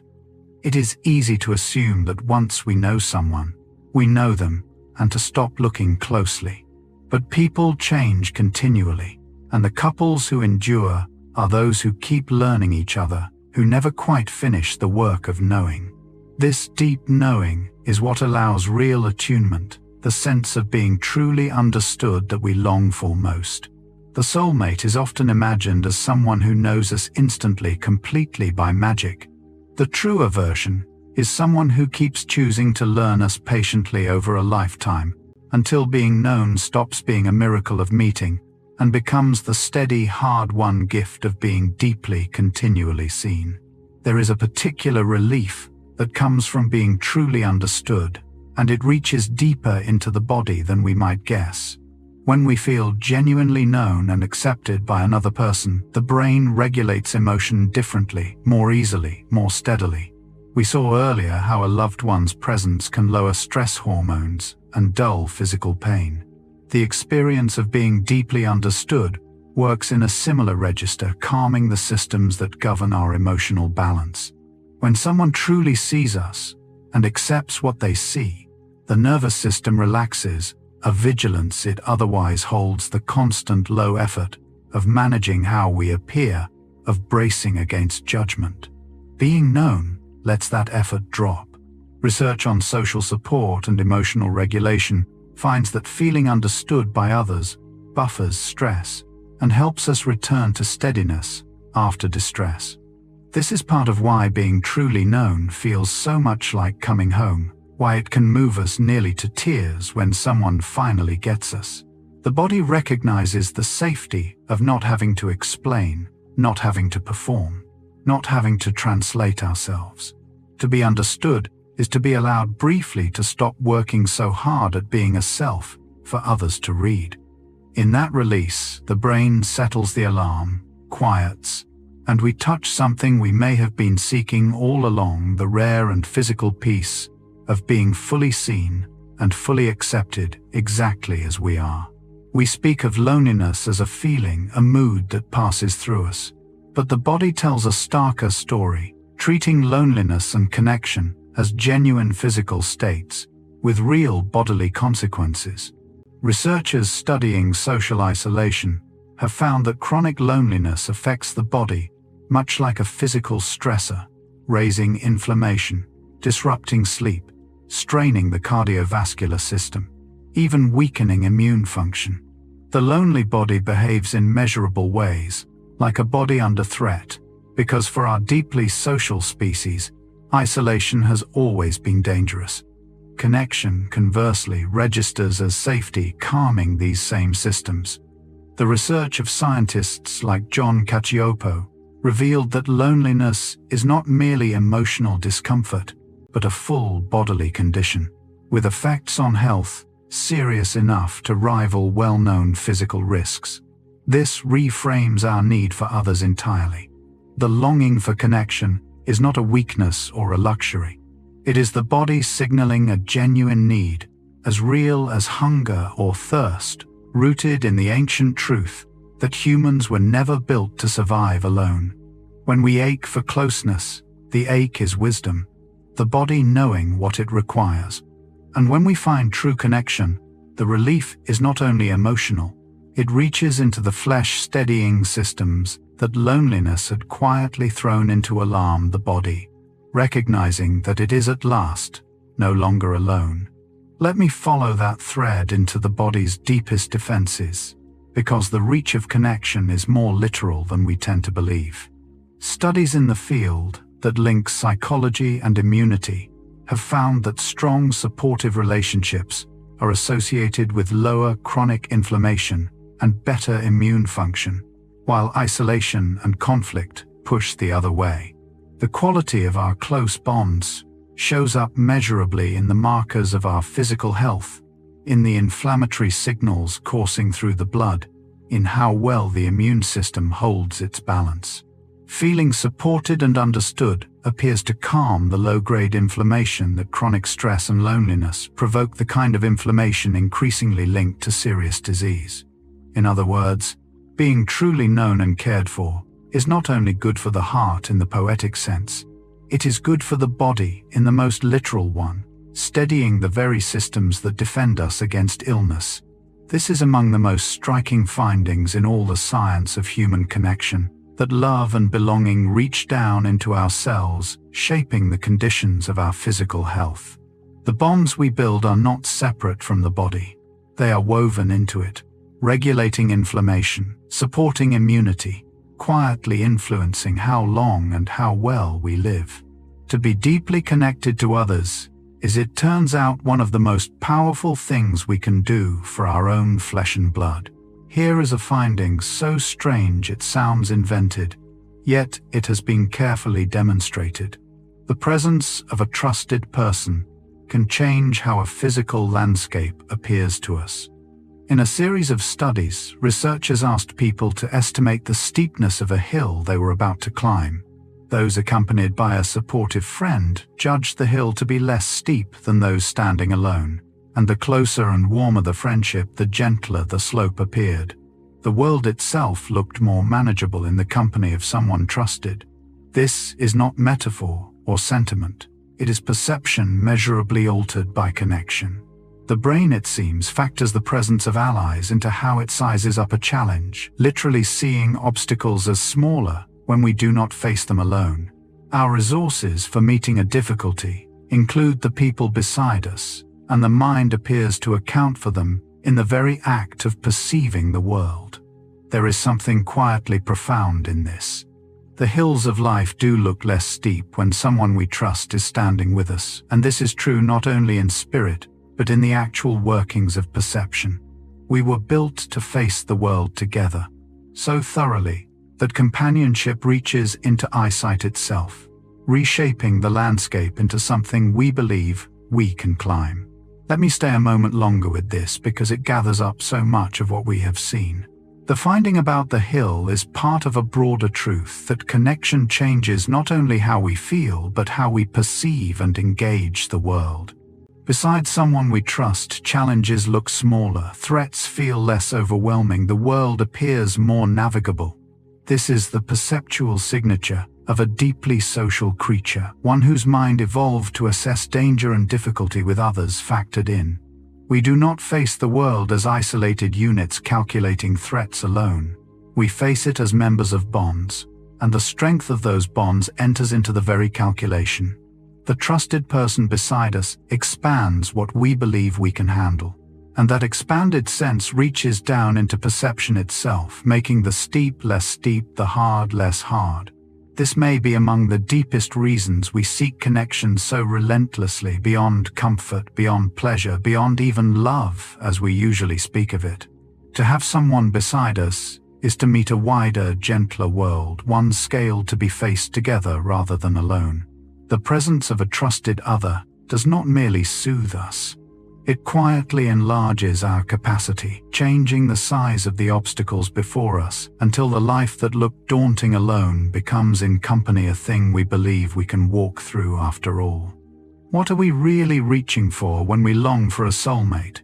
Strip away the myth, and a quieter desire shows through.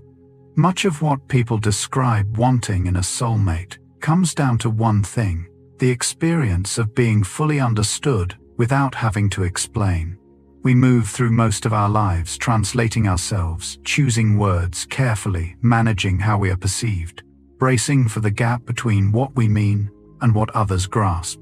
The dream of the soulmate is in large part the dream of someone with whom that effortful translation finally stops, someone who simply understands before and beneath words.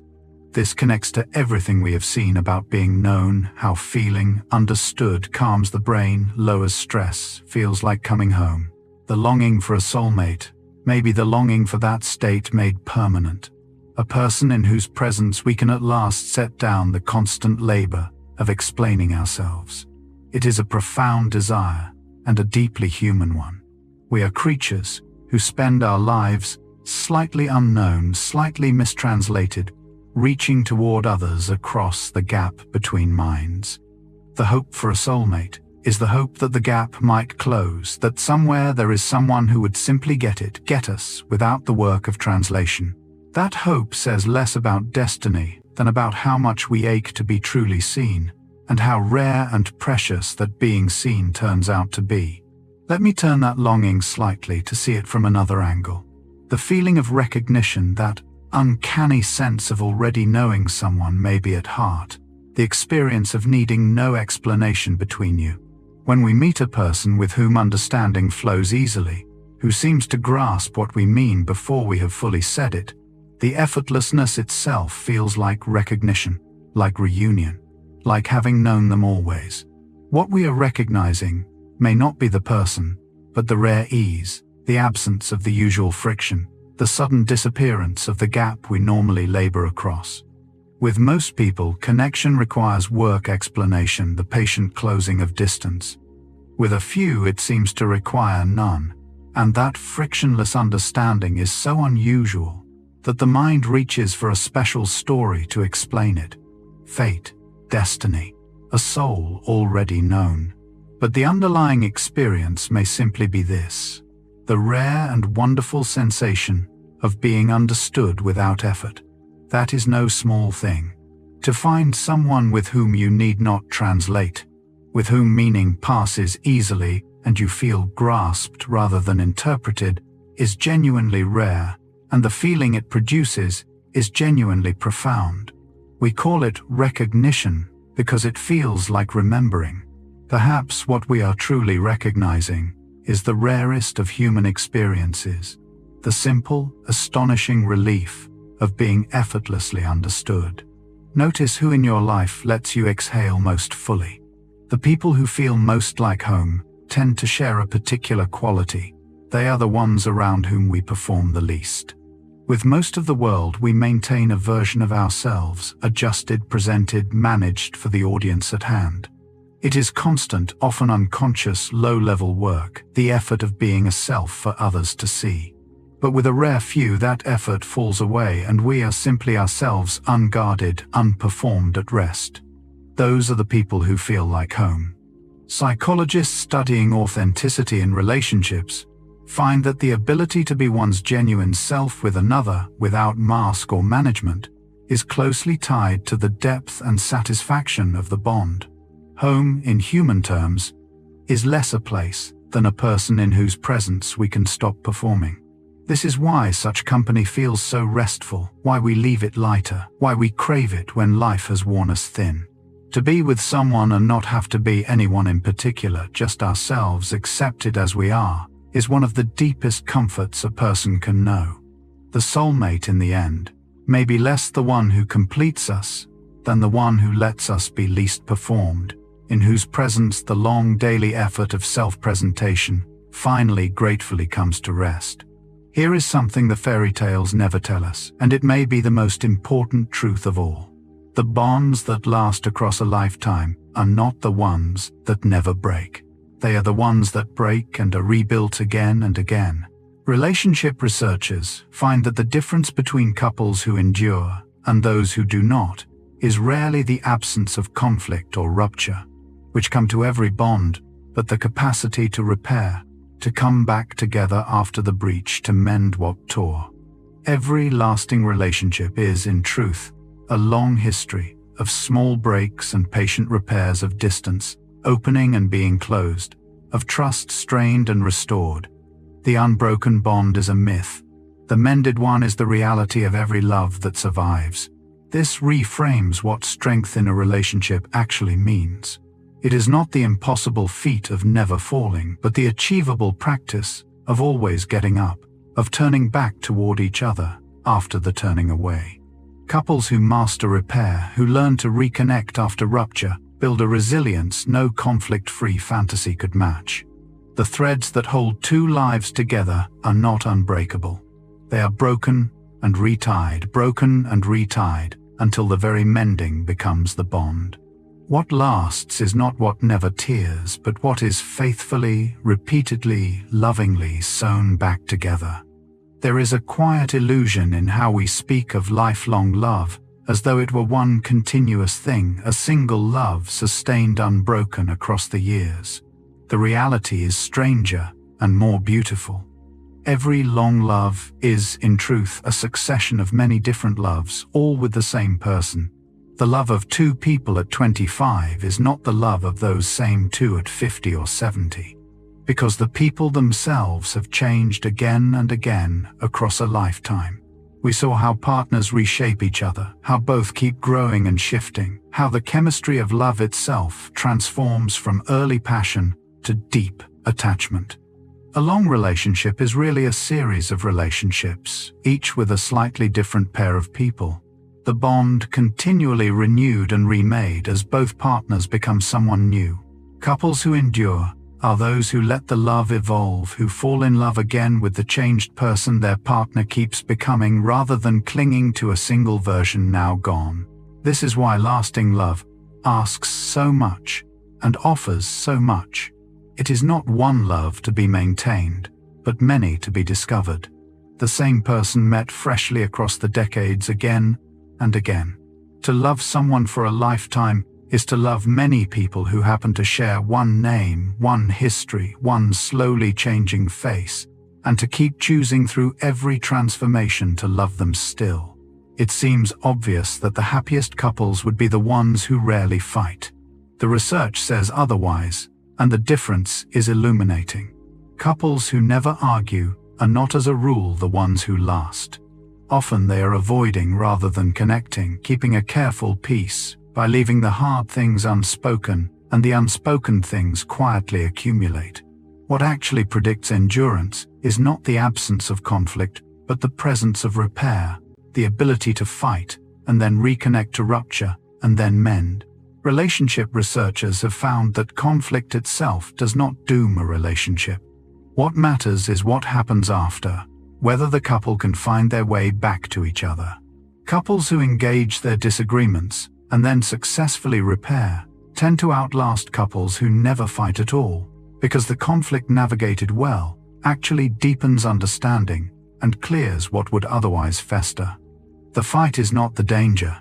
The failure to repair is.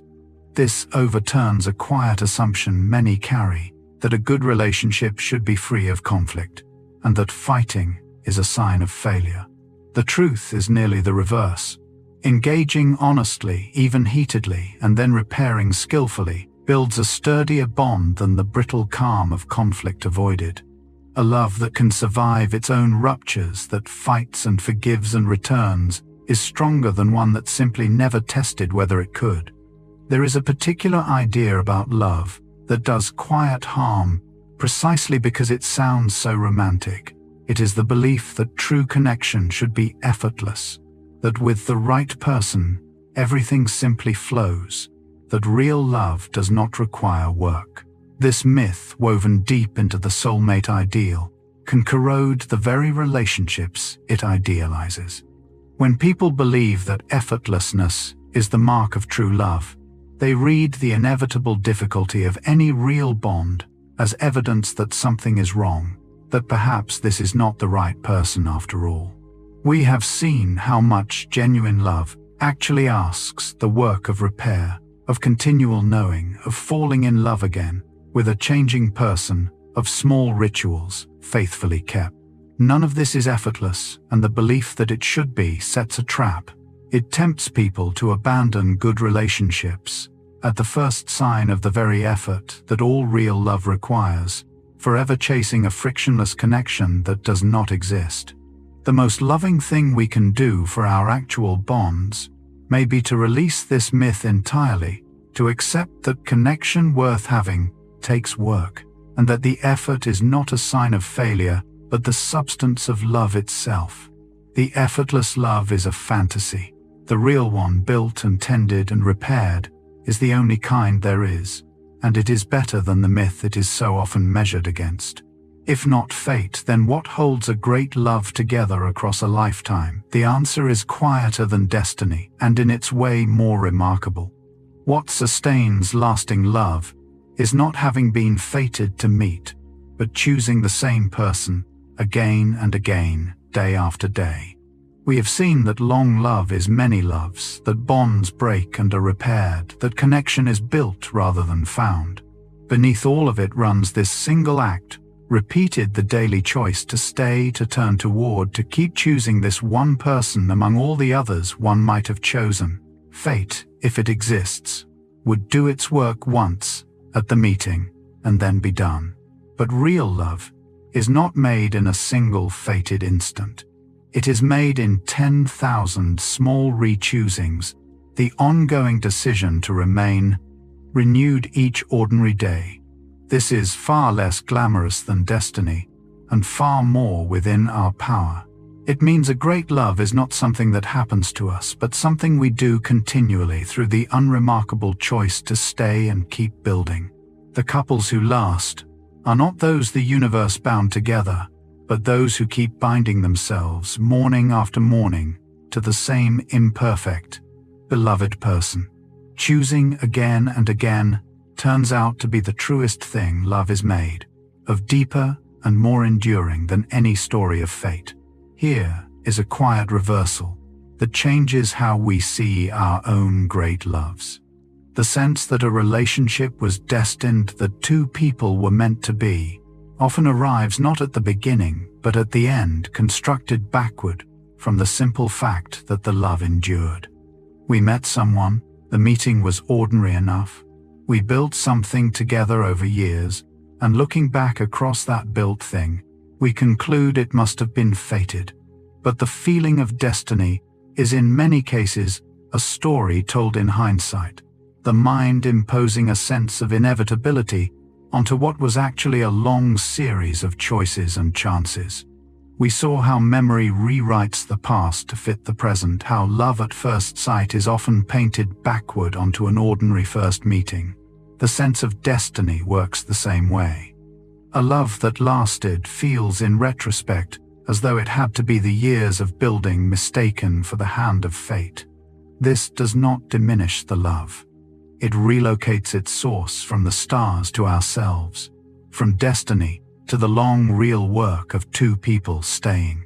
The feeling that you were meant to be may be the most beautiful story you tell about a love you actually made. The destiny was not in the meeting, it was in the staying, and the staying was all along a thing you chose. There is a habit of mind running through all of this, gentle and very human. We tend to call inevitable the things that turned out to matter most. The job that shaped our life, the friend who became essential, the love that defined our years, all of these we come to see in retrospect as somehow meant as though they could not have been otherwise. But each of them turned at the time, on chance and choice, on 1,000 forks that might have gone another way. The sense of inevitability is something we add afterward, a meaning we lay over events once we see how much they came to matter. The mind dislikes randomness in the things most precious to us, and so it weaves them into stories of fate, transforming accident into destiny. This is nowhere stronger than in love. The person who became our whole world feels, looking back, like the one we were always going to find, when in truth we might easily never have met them at all. Recognizing this need not cheapen what we treasure. It can deepen our wonder and our gratitude by restoring the sheer unlikeliness of it. The things that matter most were not guaranteed. They were possibilities that happened to become real, and the fact that they did against all the ways they might not have is more astonishing than any fate. We have spent much time on the feeling of recognizing another person. Let me turn it around, because the deeper truth may run the other way. The longing at the heart of the soulmate dream may be less about finding someone than about being found, being truly seen and known by another. When people describe the profound connection they seek, they speak less of their own act of discovery, and more of the experience of being understood, being grasped, being met. The soulmate is imagined not just as someone we recognize, but as someone who recognizes us, who sees in us what others miss. This shifts the whole emphasis of the search. We tend to frame it as a quest to find the right person scanning the world for the one who fits. But the experience people actually crave is more passive and more tender. The experience of being seen, of having someone else recognize and receive who we truly are. Perhaps the soulmate is less someone we hunt for, and more someone in whose eyes we finally appear fully as ourselves. To be found may matter more than to find, and there is something freeing in that term, because being found is not only about meeting the right person, it is about being willing to be seen, to let down the guard, to become findable at all, which is something we ourselves can choose. The stories celebrate the instant of knowing, the moment two eyes meet, and certainty strikes like lightning. But for many people, that is not how the certainty actually comes. The quiet, settled knowledge that this is the person, the deep sense of this one, often arrives not at the first meeting but long afterward, built slowly through accumulated experience. We saw how slow-burning attractions tend to outlast instant ones, how lasting love grows from shared life rather than initial spark. The certainty follows the same pattern. It tends to emerge gradually as two people prove themselves to each other across time, through difficulty weathered and trust earned and life shared, until one day the knowledge is simply there, quiet and sure. This contradicts the romantic ideal of instant recognition, and it is in its way a gentler and more trustworthy thing. Certainty built slowly on real evidence of how someone treats you over time rests on far firmer ground than the dizzy conviction of a first meeting. The people who feel most sure of their person often cannot point to a single moment of knowing. The certainty crept in, accumulated, settled, until it became unshakable. The lightning bolt makes a better story, but the slow dawn of certainty, arriving long after the meeting and grounded in everything that came between, may be the surer sign that a love is real. Follow that slow certainty to its quiet conclusion. For a great many people, the recognition of their person comes only in hindsight, through looking back at what was steadily built, rather than through any flash at the start. They did not know at the meeting that this was the one. They could not have known because the thing that made this person the one did not yet exist. It was created over years, through shared experience, mutual care, difficulty survived together, the slow weaving of two lives. Only looking back across all that was built does the recognition arrive. This was my person, this was the love that mattered. The recognition is real, but it is retrospective, earned by the relationship, rather than granted at its start. This is perhaps the most honest version of how soulmates are actually made, not found in an instant, but recognized in retrospect, after the building is done enough to be seen. It asks us to hold the early days with humility and patience, knowing that the person who will one day feel like destiny may at first simply feel like someone we are getting to know. The recognition we long for often cannot come at the beginning. It comes later as a kind of harvest, when we look back at what two people made together and finally see clearly that here all along was the one. We have questioned the soulmate at every turn, traced the science beneath the magic, named the myths honestly. So let me say something now in the other direction. Whether or not soulmates exist in the fated sense, the longing for one is real, ancient, and shared by nearly all of humanity, and that longing may matter more than the answer to the question. Across every culture and every age, people have reached for the dream of a profound, recognizing connection with another, have told stories of split souls and red threads, and meant to be. The persistence of this longing, surfacing everywhere humans are found, says something important about us, regardless of whether any literal soulmate waits. We are creatures built to seek deep connection, to ache for it, to organize our lives around the hope of it. The longing is not an error to be corrected by science. It is a fundamental feature of the human heart, perhaps the truest thing about us. And in a sense, the longing creates its own fulfillment, driving us toward the connections that give life meaning, whether or not they were fated. The dream of the soulmate may point not to a person waiting in the world, but to a capacity within us, the vast human capacity to love and to long, which is real and precious, entirely apart from whether destiny is. Here is a turn that gives the old myth back some of its power honestly this time. The belief that someone is meant for us, fated, destined, the one can become in practice a way of choosing to stay. We saw that destiny beliefs can make people quicker to leave when trouble comes, reading difficulty as a sign of poor fit.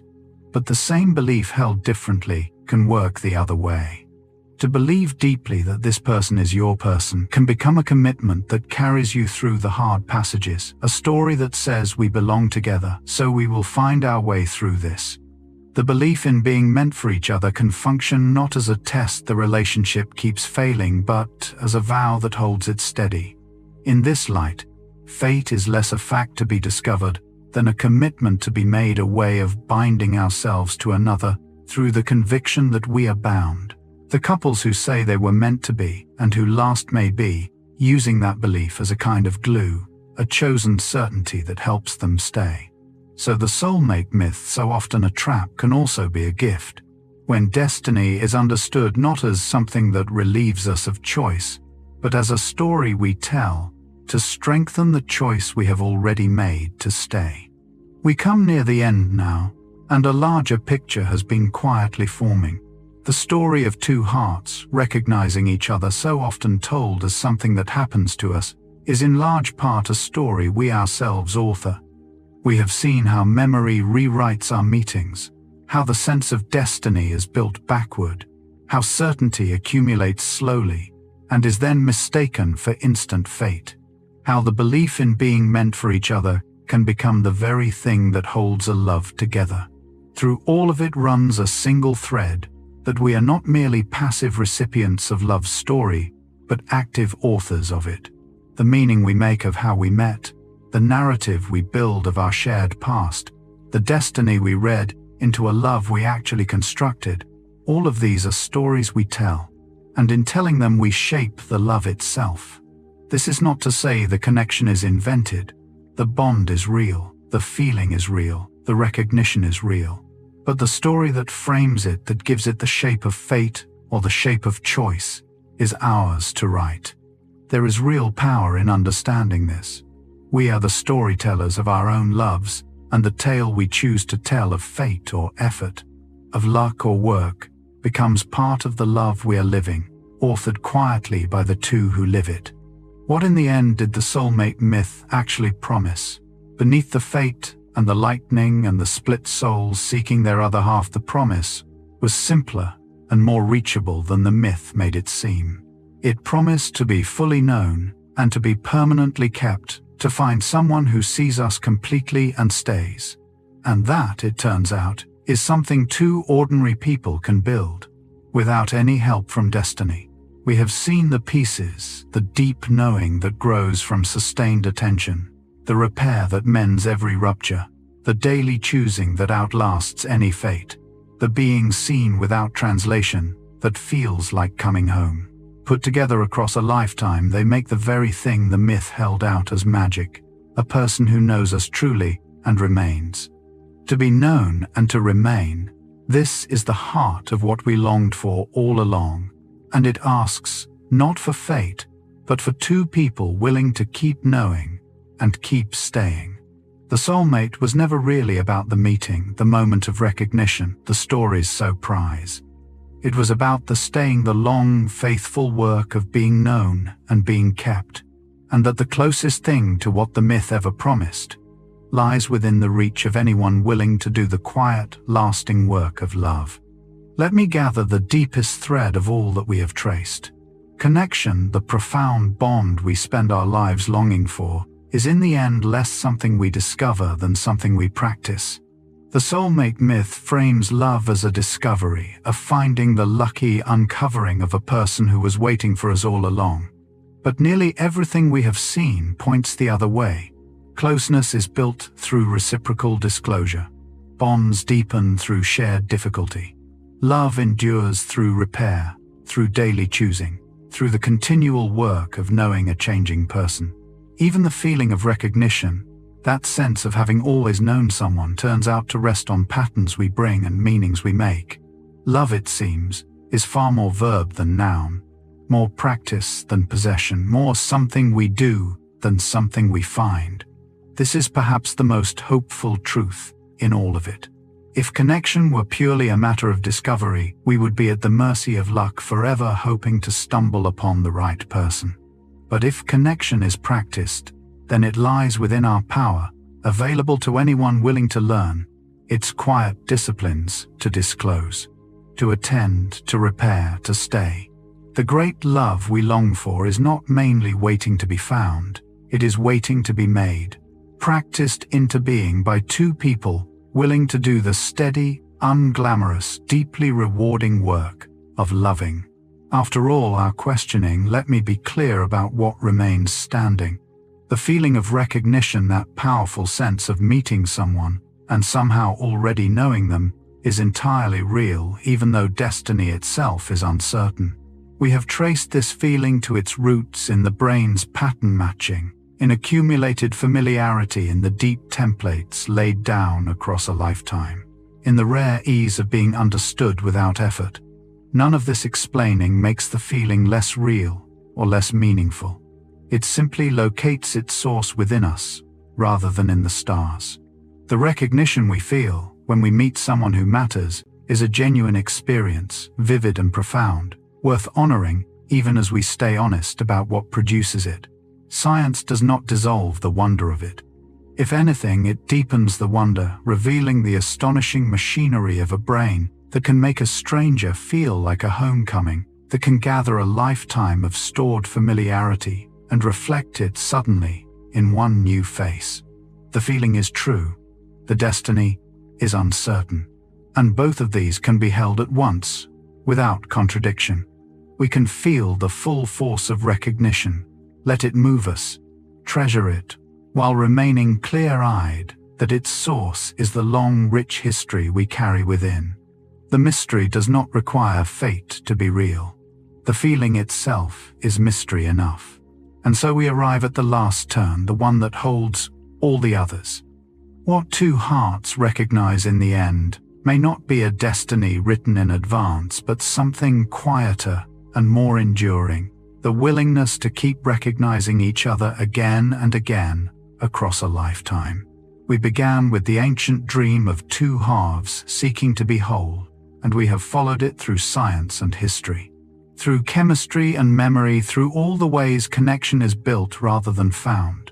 What remains after all of it is this: the recognition that matters is not the single flash at the meeting, but the ongoing act of seeing each other freshly through every change, of choosing to know and be known day after day, as both people grow and shift and become someone new. Two hearts recognize each other, not once but continually, in the daily, renewed willingness to turn toward each other and see what is there. This is the recognition that lasts deeper than any first glance, truer than any fate. It is not given. It is practiced, chosen, renewed, until the recognizing itself becomes the love. And perhaps that is the quiet answer to the question we began with. Why two hearts recognize each other. Not because they were fated to, but because they are willing to, again and again, for as long as they both shall choose.